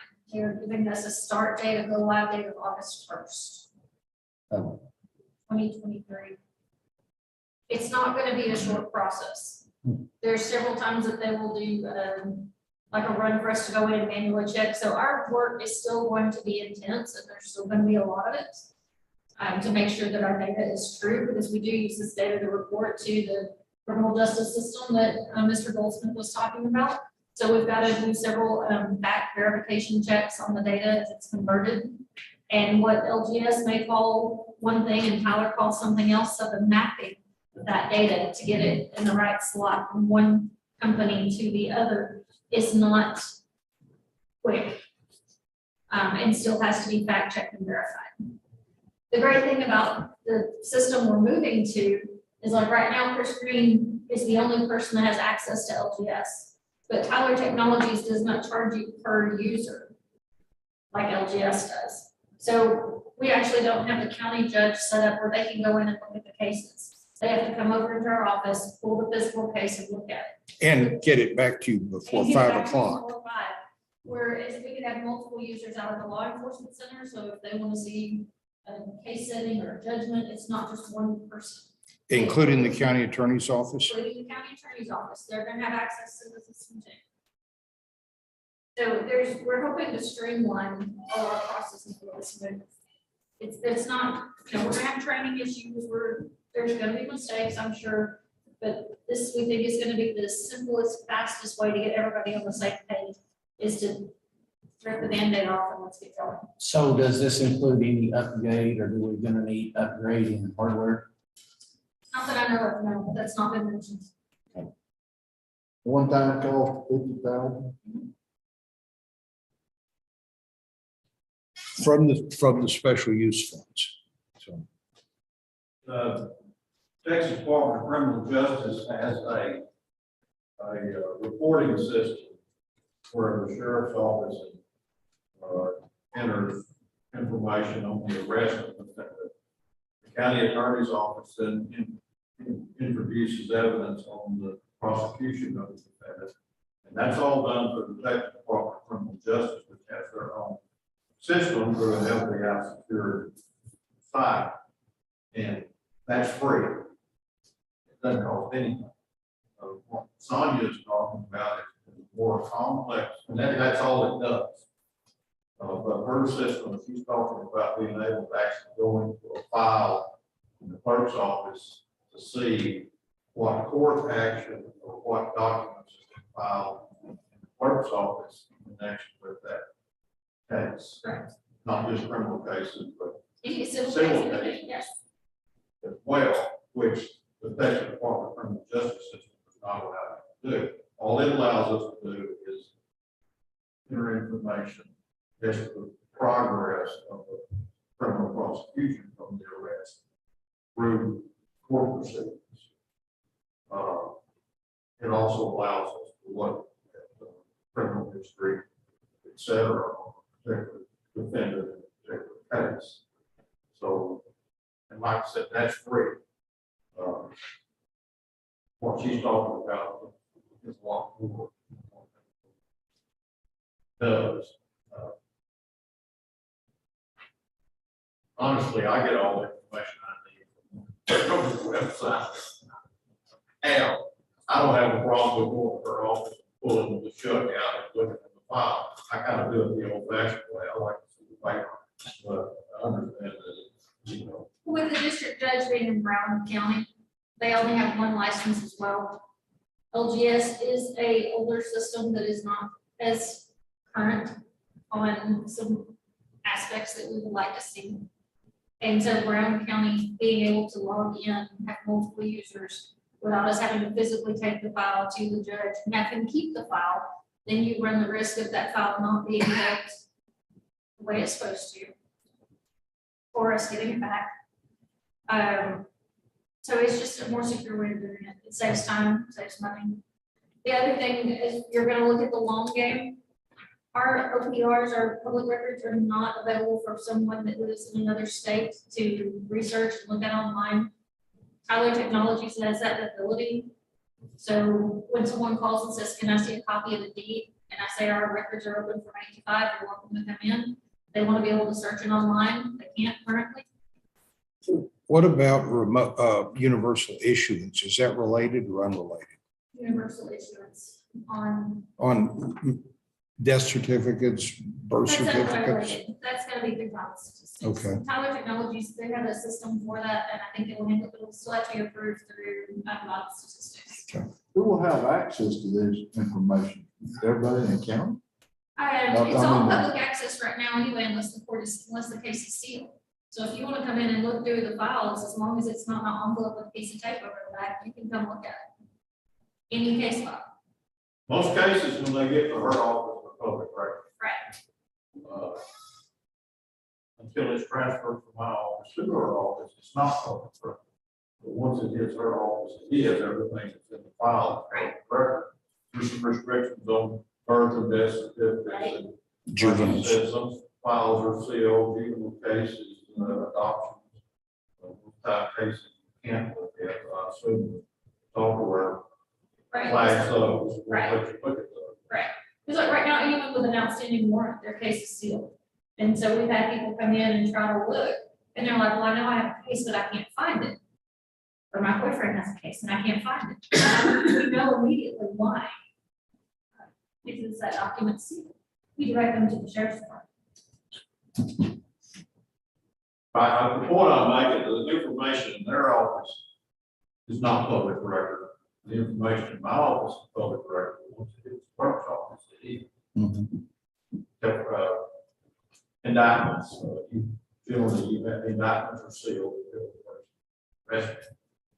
Could get that information until that indictment is sealed with the arrest. But most information, is public information. Commissioner Karen, did you have something you wanted to ask? I move we allow the county clerk to expend her special use funds for this technology and implement it in her office.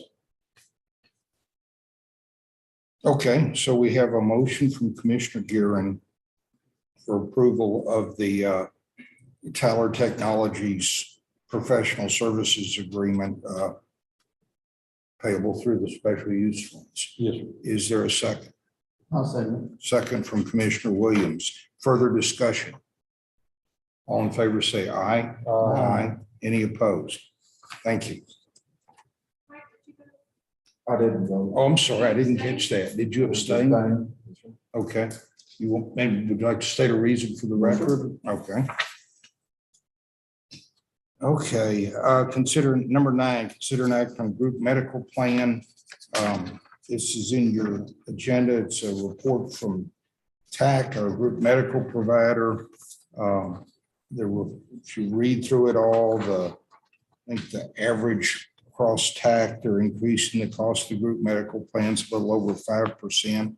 Mills County's increase is 8% based on our experience. It's a euphemism. I think it basically means our experience is a little worse than average. And then in here, the catch is we have to sign up with what our plan, what plan the county elects no later than June 29th. So we have a deadline to do this for next year. There's a page that shows how this 8% increase, what it means to the county and how level, keep everything else being equal, it increases the cost to the county just under $30,000 a year. It means that right now our average call, our employees are covered and the county pays the coverage and it's like 10,000, I want to say 400 a year, round numbers. With this increase, the cost to the county would be 11,300 per employee, round numbers. Now, the tables they present look at it differently. They show the monthly charge for the employee and then show some different areas if we do it as is versus if we increase. Right now, we have what I'd call a Cadillac plan, mainly due to the low deductible of 750. If you increase the deductible from 750 to 1,000, it reduces the cost of the county somewhat, and that's shown on this table. Then there's another calculation. If you reduce it to increase it to 1,500. I'll let Ms. Campbell talk about this, but the county needs to make an election on what we want to do with this before the end of June for next year's coverage. I guess I'll be more specific and maybe let y'all ask me questions on what you want to know, so you explain it high level. Do you have a recommendation?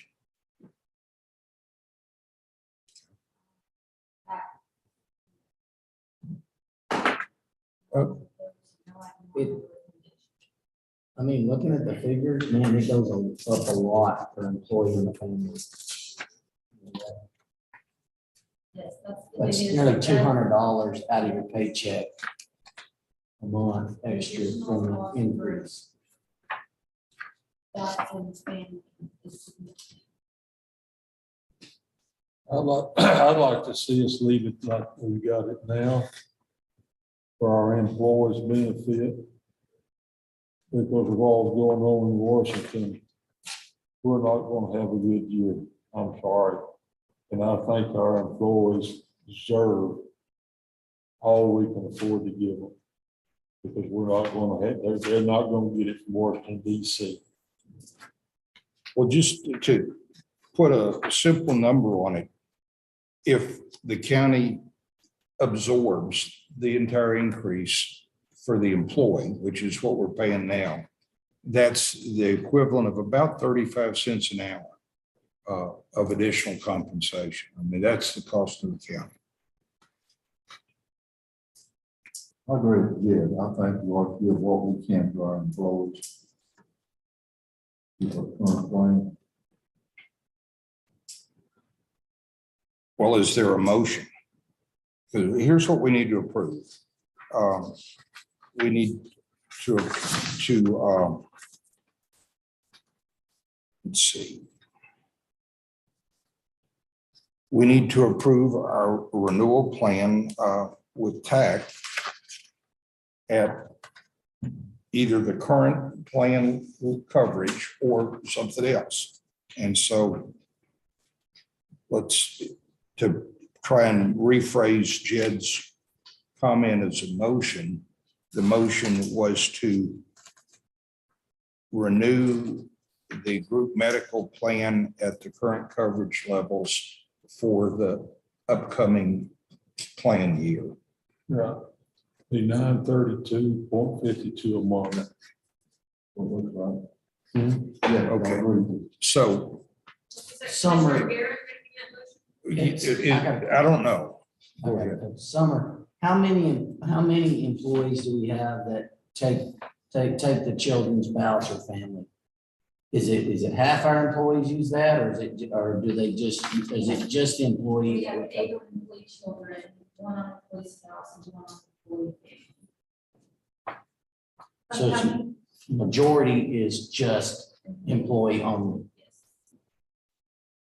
Right, some would say, This is the other 100 employees. well, we have 49 or whatever. Well, it is. if you look on the third page with the one with the green and yellow colorization on it, there's a number of employees, and you can see the number of employees Oh, that's- covered. yeah. Because we have employees on the payroll that are not covered by any of it. Part-time, contract. Yeah. Your part-time employee. There's only about. We have 3 employees total and 5.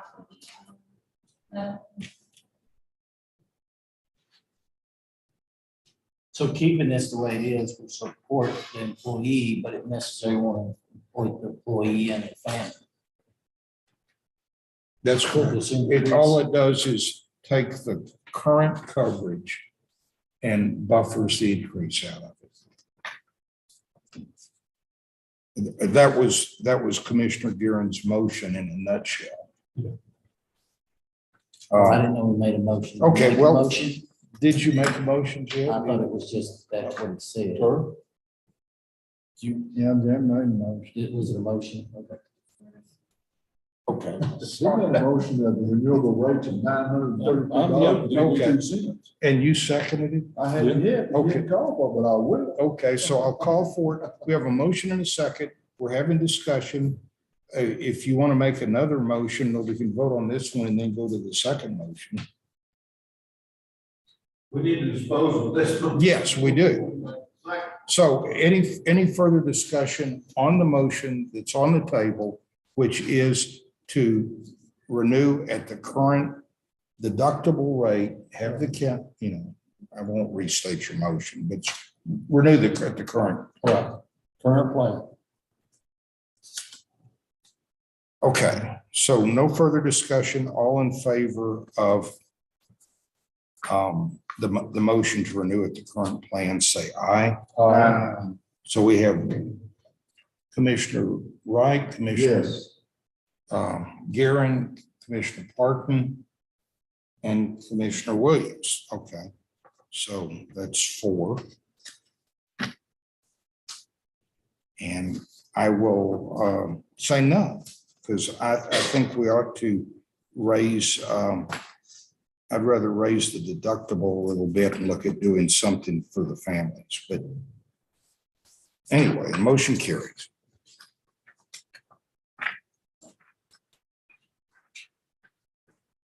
Next, number 10, consider an act on purchase of equipment from GT Distributors from the Sheriff's Office. There's an invoice in your package from GT Distributors for approximately $19,000 for what I generally describe as body armor. Anything you'd like to say about this, Chief Deputy? Could No, If it's anything other than no, we just would like that on the mic. No, it's very self-explanatory. I think it's to complement what body armor we already have. These things have been on the table for a little while. We can piece these things together as we can. This will outfit all of the full-time employees, supplement their body armor. we already have. Well, would they, right now you require them to wear a vest on duty, right? Would they be wearing this stuff? No, this is for tactical situations. They would, they wear, the road deputies wear a vest and external shell all the time right now. This would basically be for special tactical situations. They have rifle resistant armor also. This stuff would attach to that, or they could take the vest that they have and put in another external carrier, like you would see we wear. And basically complete the tactical, it covers a whole lot more of the body than just the chest. Is this unique to an individual, or is this department stuff that, say, yours and you quit, the next guy could take that? Correct. Yeah, it's a one size fits all type thing, and it just kind of gets passed down. So this is much less detailed than a normal bulletproof vest, current bulletproof vest that fit them. They can be passed along, but they're not necessarily sized. This stuff is attachments to that. The helmets, the cover button, the shoulder thing, all that's one size fits all. There's no fitting to it. Do we have 9 deputies? From the sheriff on down, there's not. And so is everybody gonna have these stored in their cars, or would it be stored at the office? I mean, because I didn't know, Yeah. that's a lot of stuff. I so carry mine with me all the time, sheriff. I got the go bag or something. Right, they've got some stuff issued now that they carry with them, like I said, the rifle resistant vest. It's not necessarily something we wear all the time, because it's big and bulky. So this would most likely for the project, this would be attached to that. If they would put that on, over top of what they already wear. But for me, and for instance, I wear one all the time, have it back of the truck. This would be attached to it. Just This in your budget? do what? Is this in your budget? No, it wasn't specified in the budget. It's equipment. But Yeah. That's in your budget. Yeah, that's an issue to me because the equipment budget's $70,000 and they haven't spent it. So there's money there. But if you'll recall the discussion on the budget, the 70,000 was for what's called a prisoner transport van. And that was a little bit controversial. We had a lot of discussion. We approved it. We haven't bought it. And so what this is doing is saying either we didn't need the transport van or it's not going to cost 70, or instead of that, we want this. And I think that's the budget issue.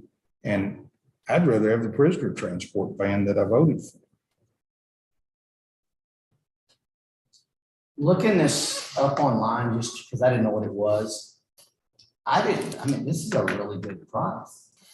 Because you don't find any of that from GT Distributors on their line at these prices. No, we So, have a y'all- rep that we go through that gives us the state procurement costs. They kind of select us, we buy a lot. So this is through a buy board? It's kind of, we have buy board options and they choose whichever option is best and cheapest. There are several options.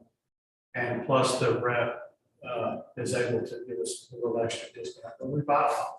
And so it's got no freight on it, but on their website, it says they charge freight on everything. So I didn't. It is, that's Okay. the cost they send. And there's nothing saying we can't just go to Austin and pick it up. Why now versus budgeting it for next year? Well, these are things that we've needed for a while. This that we try to add to as we go. Like I said, the rifle resistant vest, things like that, those came on a grant. We try to improve the equipment as we go. This stuff has kind of been on the back burner for a while. But things get brought up, for instance, Uvalde, things like that, and kind of perks everybody up. You know what, we never did finish out our body armor. So that's one of those things that was on the back burner. Sheriff feels we need to accomplish. Me, I don't have a problem. Judge made a comment a while ago about buying something else that they need. A transport vehicle versus something to protect our law enforcement officers. I don't have a problem changing that, you know. But this is more important to me than the transport thing. Well, part of the argument for the the transport van was protecting the citizens and the jailers moving prisoners. Whether it's from the jail to here or. To me, it's more important to have the armor than a van. Well, let me ask you, if this was purchased out of that money, where is the transport van? Where is it even? We're putting that on hold evidently. We've got some other issues going on in the jail, some technological issues. Basically, the sheriff's said, well, we're going to put the van on hold because some of this other stuff takes priority. We're waiting on some bids. We're waiting on some prices. For instance, the DVR systems for our main camera systems, they're crapping out constant. We're looking at having to replace that whole system. Come to find out, what we got was not state of the art. It was fairly antiquated when we got it. So, like a lot of the other electronic stuff, for instance, they were talking about stuff here in the courthouse. It's a whole. We're having to reset DVRs constantly, things like that. So we're looking at that. We've got some issues with area room recordings, things of that nature. Extremely important. We just had a case recently Had a bit of a malfunction, luckily we were able to recover, but, these things are extremely important. And we're looking at having to go down below that, so basically pull back off of the transport grant, we still need one. There's no doubt about that, but these other things are looking, probably taking some priority. So, I would say y'all's bill is really no different than ours in equipment. But if you have something on your other budget and it don't get used for that, I wouldn't expect it to be back up again. well, like I said, we'll always need transport. Things. It just priorities changed.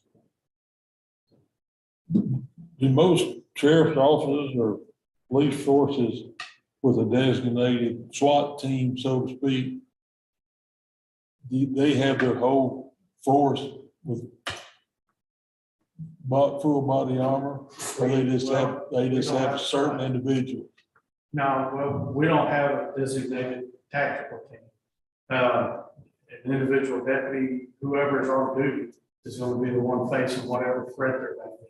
For instance, if there is an issue with the school, that deputy is going to be the only one showing up. We don't have a SWAT team. We don't have. Okay. We don't have. We need 9 uniforms for one deputy. Do what? We need 9 of these full body units for one deputy. You just said one deputy be the only one that showed up. Right. But we got 9 uniforms. Right. 9. Correct. How Or not. long has this been? put We on? don't know what deputy that may be. All 9 of us need this equipment. So Chris, how long has this been put on the back? Probably was the original, bid we got on this was, we had to redo it, it went up on this one. The original, I looked at the date was 29.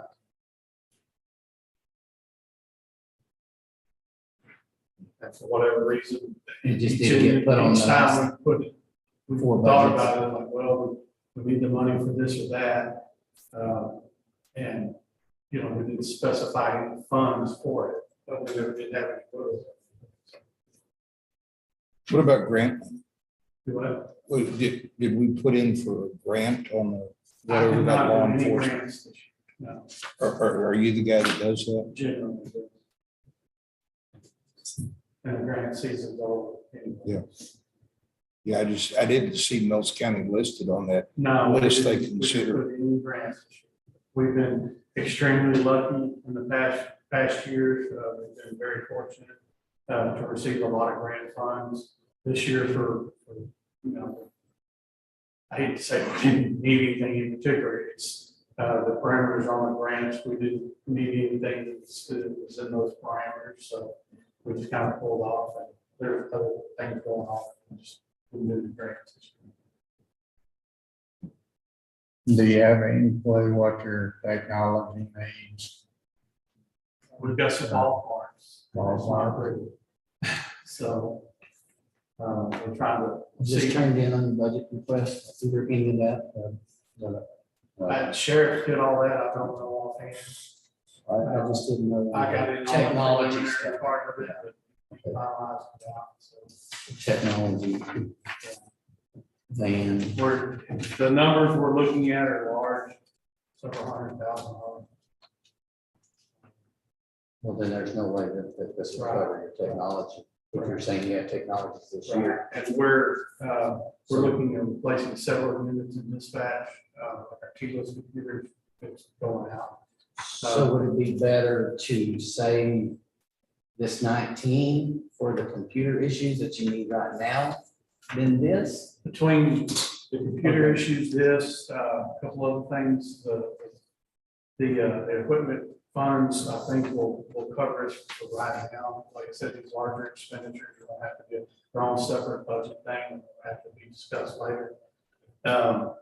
But this is as needed as anything, in my opinion. especially Yeah, I'm mine.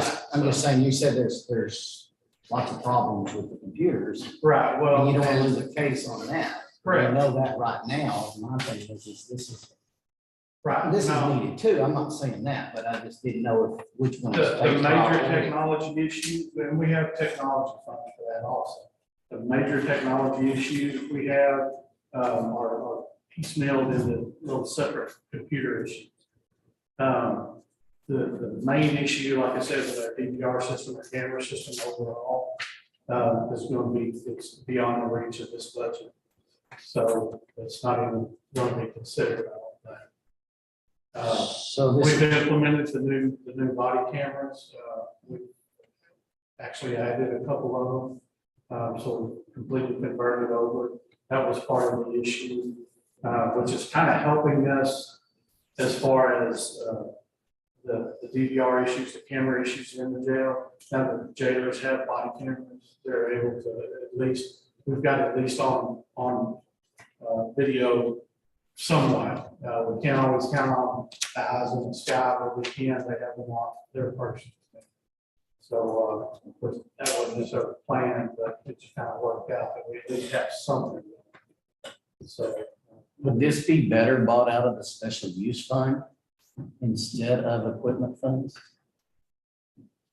You mean like the Just money let they them get in. from doing private service? Well, I and don't what do they remember the call it, requirements. Leos? Yeah, I don't require the. There's a special use fund, sheriff's special use fund. Rules of what funds, you know, that are tied to what, you know, like the forfeiture and the Leos.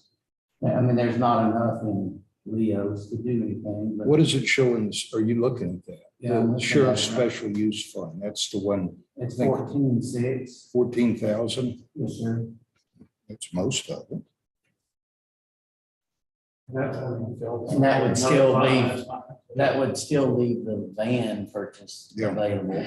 Or if That this doesn't tech, take into account if they budgeted expenses in this budget, your IRS special use. I agree. I don't know what they budgeted to come out of that fund, but I don't know what the requirements are. Because I know there's certain requirements Well- at certain funds, and I don't. I think equipment. Yeah, training and equipment was the general rule. Yeah. Well, I just, if they've got that many issues going on, Yeah. I hate to. And we're trying to look at the budget for next year. And Just yeah, to- that's in 4 months. To move, well, next year's in 4 months, but looking at that budget is this week. So I would move, let me just put a motion on the table so we make some progress. I move we table this till the next meeting, look at to see if it can be funded from special use funds and look at it in conjunction with the budget for next year. I'll second that. Okay, so we have a motion and a second. Any discussion on the motion? So let's vote on this and then if we want Who to go somewhere seconded? else. we Mike, can. Mike seconded? Who No, seconded? I'm sorry, Commissioner Guerin second. I'm sorry, I didn't hear. Okay, so this is a motion to table. Okay, all in favor, say aye. We have, okay, Smith, Guerin, Parker voted to table. Was that a Williams? Yes. Okay. No, And Commissioner Wright voted against. Okay. So, hey, Chief Deputy, so for the next meeting, let's look at the special use fund, see what qualifies for it. And I think we should have the department budget by then and try and put it, and look at the big picture, which is the other things you mentioned also. Thank you. Okay. Number 11, consider act concrete work precincts 2 and 3. Commissioner Parkin, is this? I see 2 and Parkin. 1. Okay, so these are 2 different Yeah, proposals. they're 2 different. deals. Okay, Commissioner Guerin, you want to speak to it? But on the road and bridge, we had some money set aside, you know, for bridge improvements, concrete work, dirt work and stuff like that. I've got one bridge I need to resurface and shore back up. I've got a bid of 25,000 for cement, steel, and all turnkey deal for 25, and I think Dale's got one for 24, isn't it, Dale? Yeah. What Okay, so this one is on County Road 333. 333. Sam What- Campbell. Okay. Crossing. Sam, it's closest to Sam, it's between Sam Campbell's house, place, and Massey's there is where it is. And then the other one is what county road? County Road 195. Okay. And just for the record, parking equipment is Dale parking? Dan, No. Oh, Dan. that was, Dan. okay. And he is related to you? Yeah, checked with that, they, we can get other bids, but he would be a second cousin, so they're in the Methodism. Talked to a lawyer down there about it, because that was the first thing. But, I mean, the other commissioners have used him, obviously, I have not, but, make sure that first.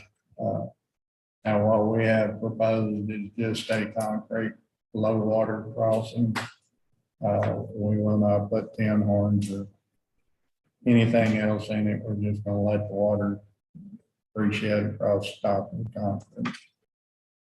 So the only question I have is on JED's, on the TIF grant that we got a few years ago. That's the one you put on the TIF grant. Right. So are you gonna use the TIF grant? No. No. That TIF grant's got so many strings attached to it that about whatever I get out of that will not do this. Well, your grant was $20,000, so it'll nearly do it. So, I said your TIF grant was $20,000, so it'll yeah, nearly the do it. steel's gone up, so has concrete like crazy since we turned that TIF grant deal in.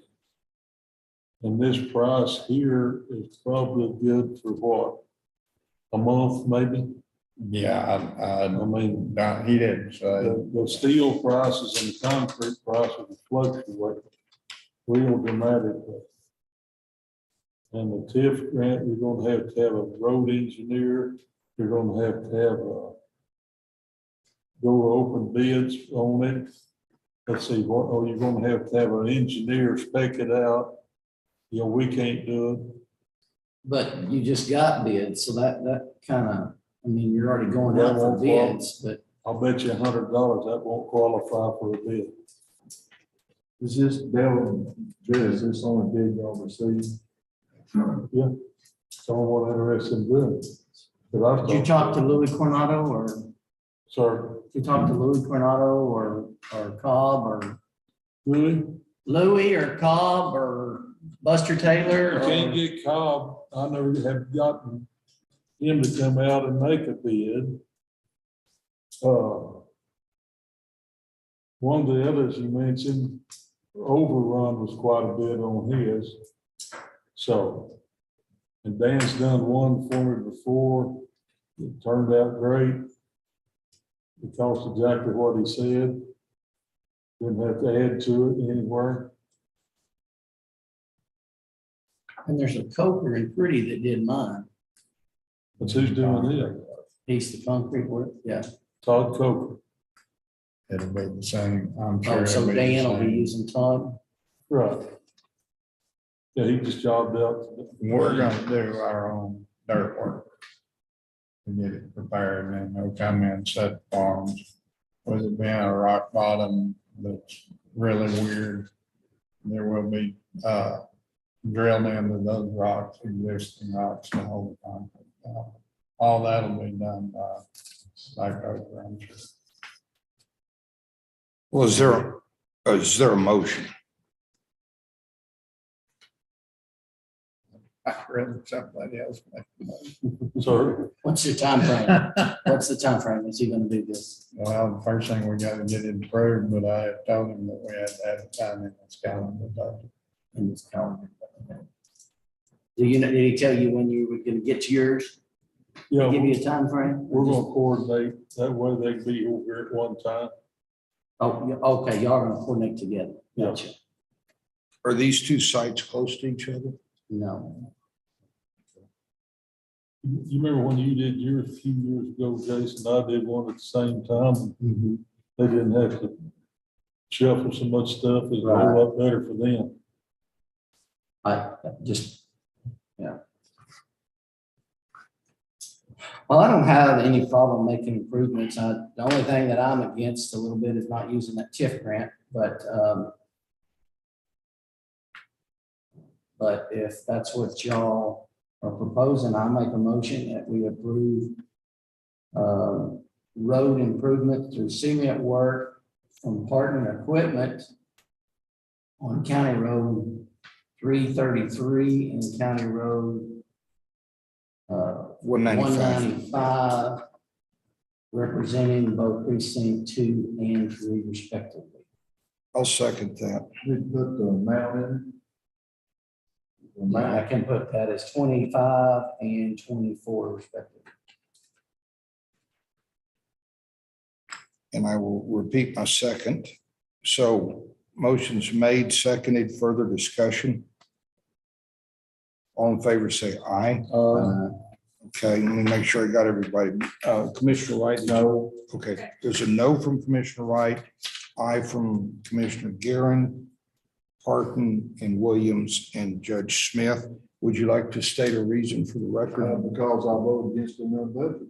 Okay, And I'm gonna yeah, vote against it now okay, on equipment issue and also on the improvements. got it. Okay, thank you. You're welcome.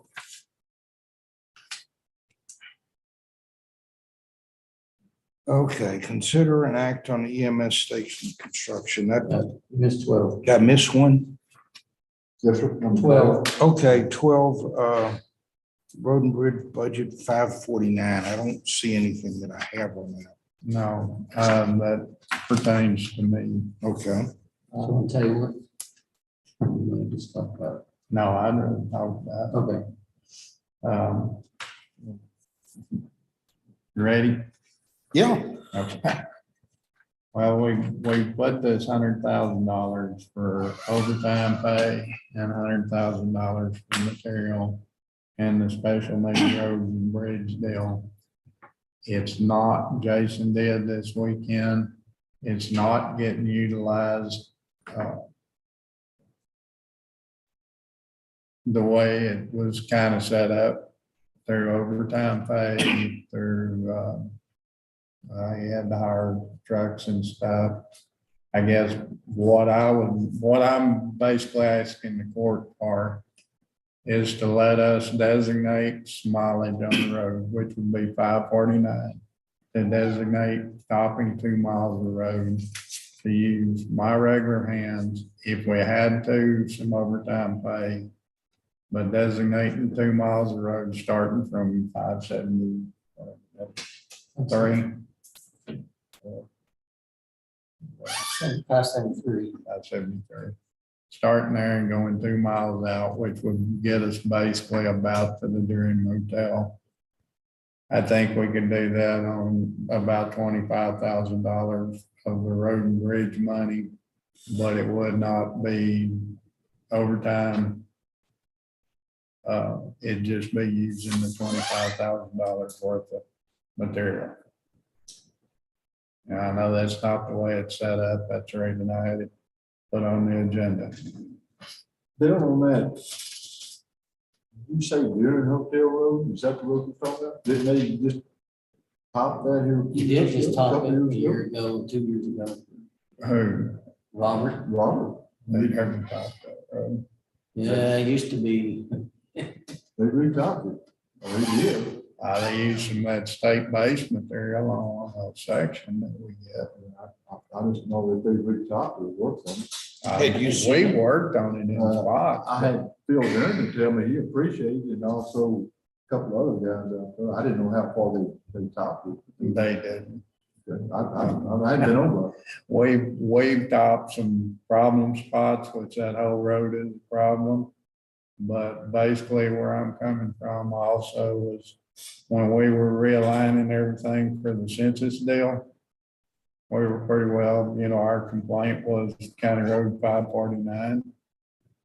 And at one point it was even mentioned that we spend the whole $100,000 on 549. You know, I'm not asking for that. I'm just asking for a couple of miles of road material, but I can verify that it was not top from the people that live along that road. You know. But I mean, that's up to you. I'm just putting it out there. We could use some of that money. I think the cheapest way that we can possibly use it. But it's not gonna be done in the protocol that the 100,000 material and the 100,000 labor was set up. Is any money left in your road, in your, Materials materials? list. Not that much. We'll make it through the year. What was originally said at 50,000 in road material? We've spent right at 30. I mean, it's up to y'all, but I mean, I get complaints. I'm just trying to find a way not to spend money, but to utilize some of the money, which my understanding was the reason that it was put in there was to benefit your infrastructure. And also help the road hands get extra money. Well, They said they wanted. Yeah. And they don't. And I'll vouch on that. No road hand wanted to help this weekend. So, Including precinct 4. well, I mean, I made them, so. Well, I had one on vacation. I didn't know how it come down. So is there a motion? I move that we allow Dale to work on County Road 249 out of the road and bridge budget. Long road. 549. Since County Road 249. It's fine. Mine says 549. Mine says 549. 549. I'm Yeah, sorry. it's just. I had that side, 549. Do you, mind if I restate that? Yeah, please. That to restate the motion to retop approximately 2 miles of 549 for a cost not to exceed $25,000 materials from the road and bridge budget. I'll second it. Okay, so that became Yeah, your motion. the judge's motion and Commissioner Guerin second. So any further discussion on that? All against, that'd be you, Mike. Well, he hadn't voted on it yet. Okay, well, I'm calling for the vote. I just thought instead of saying, Yeah. go start with ahead. the 4, I was gonna go ahead and start with you. Call for the vote. Okay, all in favor, say aye. Opposed? Aye. Oh, okay. Thank you. I'm sorry. Well, that's the way it should work. Yeah. Okay. You were a no. No, he was an aye. Correct. He was a no. No. Oh, He said aye, but he meant no. No, that is okay, correct. yeah. When he asked for a no, But then I said, he wouldn't do that when the judge called him to vote first. He wanted to vote second. Okay, I got it. Just making sure. Okay. I'm confused Let's, too. Again, is that just because of the way the budget was set up? yes, I mean, you don't Has have a nothing- problem with. yes, no problem, you upgrade your roads, Dale, I think that's great. Especially for people- green, red lights. yeah, let's keep moving. 13 is the EMS station. The material is in here. I'm not proposing that we run out and sign this contract. What I did want the court to see, and I want to talk about is I asked John Brown to go over the detail of the cost takeoff from Basic IDIQ, which is a tips vendor. And so you see his comments on here. What I want to do next is for Guy, and I'd like to get a commissioner to sit down with IDIQ and maybe John Brown to make sure we understand the specs that the county's signing up to do on the site work. And I think that's the last piece we need before we come back in for final approval, but we need to discuss it.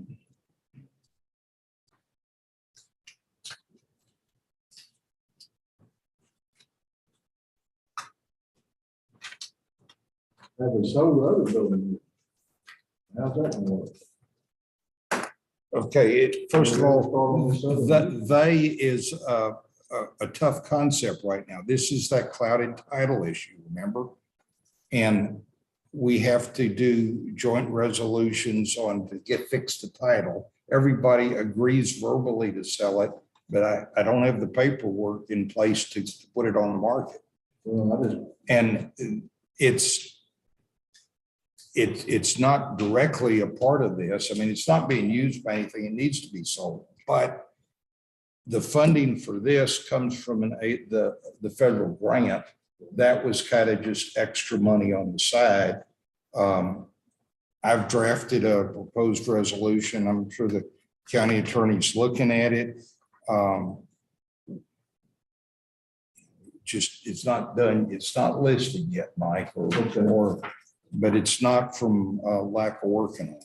well, I'm not saying that, Judge, I'm just saying that, you know, we're fixing to vote on a new EMS station. Well- Construction, and yet we have one already. Well, we have one that's unusable and vacant and abandoned, yeah.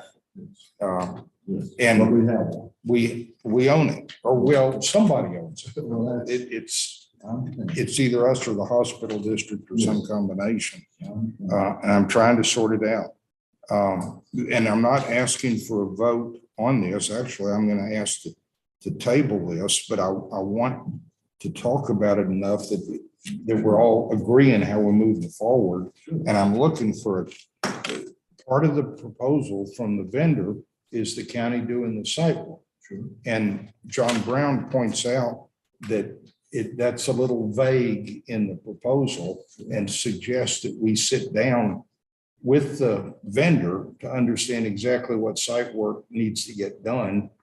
Guy Burns is who I want to do that. I'm going to try, and I think I can convince John Brown to help with it also. But since ultimately we get done by the county and the commissioners are where the road equipment is, I'd like for one commissioner to say, yeah, I'm willing to go to this meeting and participate and understand what is the potential site work on this place behind the law enforcement center. Well, Jed did, he was over the law enforcement, and I thought he did an excellent job, kept everything going pretty smooth. I don't. So you volunteer him? Yeah, Well, it's up to Jed. I mean, Yeah, I'll be happy to. Okay. but he's good. It's in precinct 2. Have we gotten the survey work done? They should be here this week. I've talked to them. Because that would answer a lot of questions on The site. the side. Yeah. Well, no, there's plenty of room up there for, there's 3 acres. If you figure out the square footage on those 3 acres and what their square footage of this is, there's enough to put about 26 or 30 EMS stations out there. Right, well, I didn't know where's the best location to put it in the Well, I fact don't- that would I don't know where the Be best the best location is. Well, elevation. Not and all over, that not other over stuff. Cessna type. Because that would affect your site work.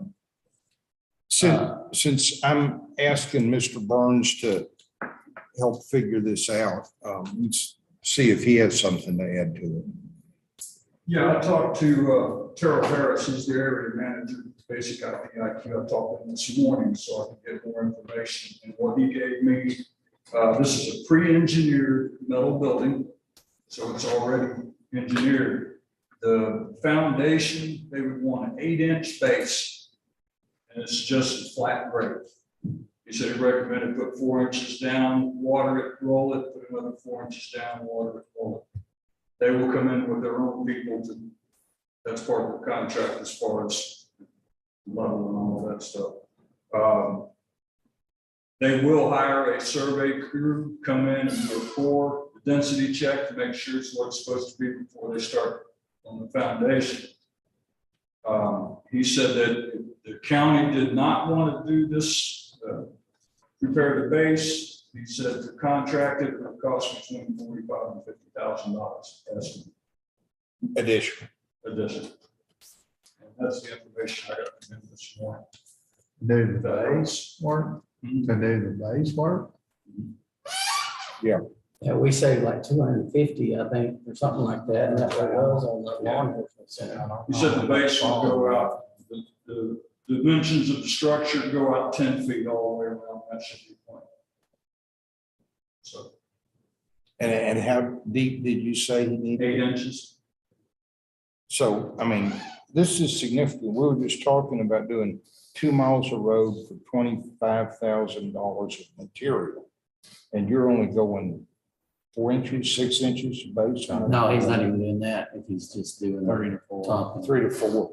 So, yeah. So we got to figure that, you know, I know we're gonna have to buy the base, but, you know. That 50, is that just labor and equipment or is that base and everything? That's ballpark.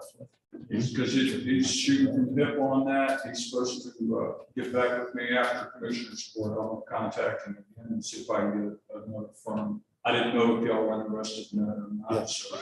I mean, we're gonna have to buy the material. It's just gonna be a math exercise to do. It's roughly a 4,000 square foot footprint plus 10 feet more around, so that's quite a bit more. Times whatever we just said, 8 inches. What does that convert to a base cost? And then how many man hours and equipment time and diesel would it take to flatten it and pack it? So I'm not asking to do that now, but I think that's the exercise, Commissioner Guerin, that would want to look at. And are we talking doing that this budget cycle or are we talking? I don't know the answer to that. So let's see what. Because that also entails that we could, use that overtime work Right. with the county Yeah, to roll and water, because you're gonna have to go get water and Yeah. roll and yeah, every 4 inches. We've been there. That's a lot of work. That rolling and yeah. That's the reason it shocked me that it was. It won't be as difficult as the jail was. I mean, that was a 4-foot slab. Oh, yeah. You go up every 4 whatever it inches. Was, I mean, we're talking 8 inches, guys. That's Yeah. nothing. Yeah, And that's 2 shots, so we get a foot on the Okay. jail and Yeah, that's then nothing. tested it and then did another foot and tested. well, if Commissioner Guerin's willing to meet with the contractor on site, after we get the survey back with Mr. Burns and Mr. Brown, if he's agreeable, then I move we table Okay. and move forward. I'll go with that. I think we should also, I don't know how about ADP, but we still haven't gotten our second payment from the treasury, so that's something to kind of keep in mind in our guidelines before we start. Absolutely. Just let us know the minute the money shows up. Yeah. is that a motion, Judge? Yes, I moved the table. Is there a second? And I'd second it. I'll say it. everybody's second. Okay. Okay. So all in favor of the motion, say aye. Aye. Any opposed?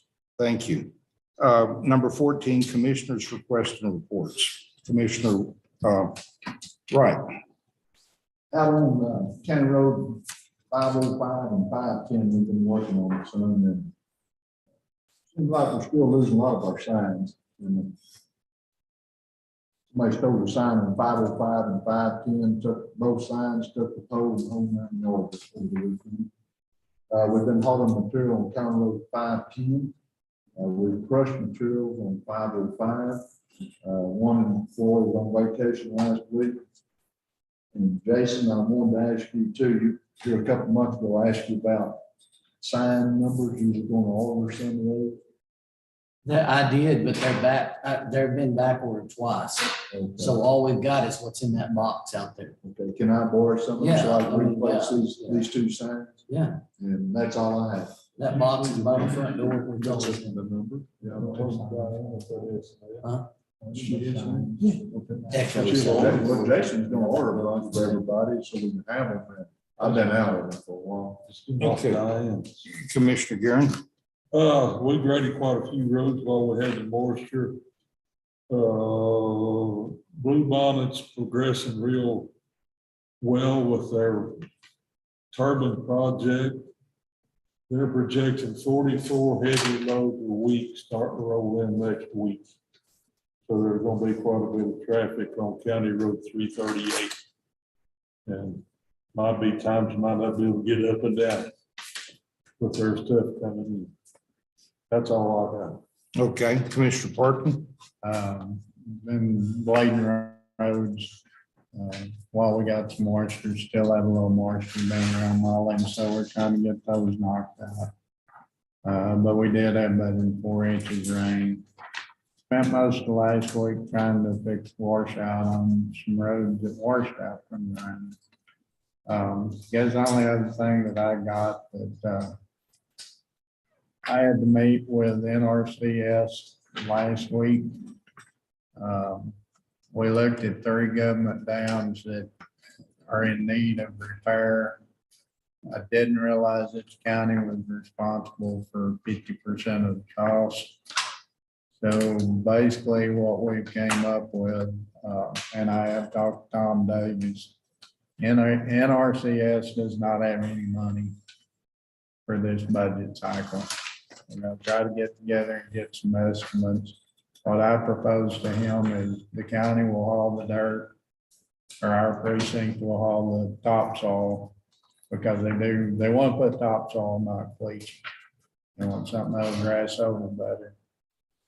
They'll provide the dirt contractor and the labor for the dirt contractor, and we'll move the dirt to farm the dirt contractor for basically our end kind. So they'll be out the expense, we'll just be out the labor whenever it happens, but that's not gonna happen this budget cycle at all. About all I got. Like everybody else, blading roads when we can. We bladed Monday, Tuesday, and Wednesday. A lot of roads, 402, 406, 408, 418, 421, 508, 527, 529, and 530. Had huge washouts on 508 and 527 and 418 on the corner. Those roads were completely washed all the way down to the black, so, or even left rocks in the middle of the roads, big rocks. Dale discovered one of those, so,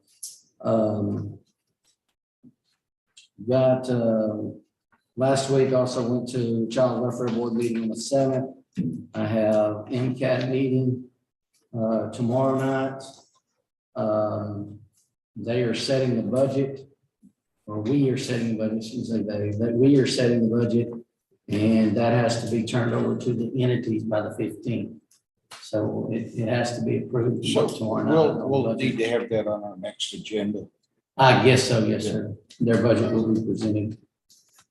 A little update on the County Road 433 project that was this weekend. Mailed out a lot of letters. We started 2 weeks ago getting ready for it. Starting on Thursday, we started pulling ditches and reworking the roadway. We mailed out letters to all the property owners with the MCAT helping me get all those addresses to let everybody know to try to stay off those roads. That did not do much good. We had 60 vehicles, individual vehicles on Friday. So it was every time you dumped something, you had to wait. You had cars backed up, looked like we were on 574. Had no extra road hands help.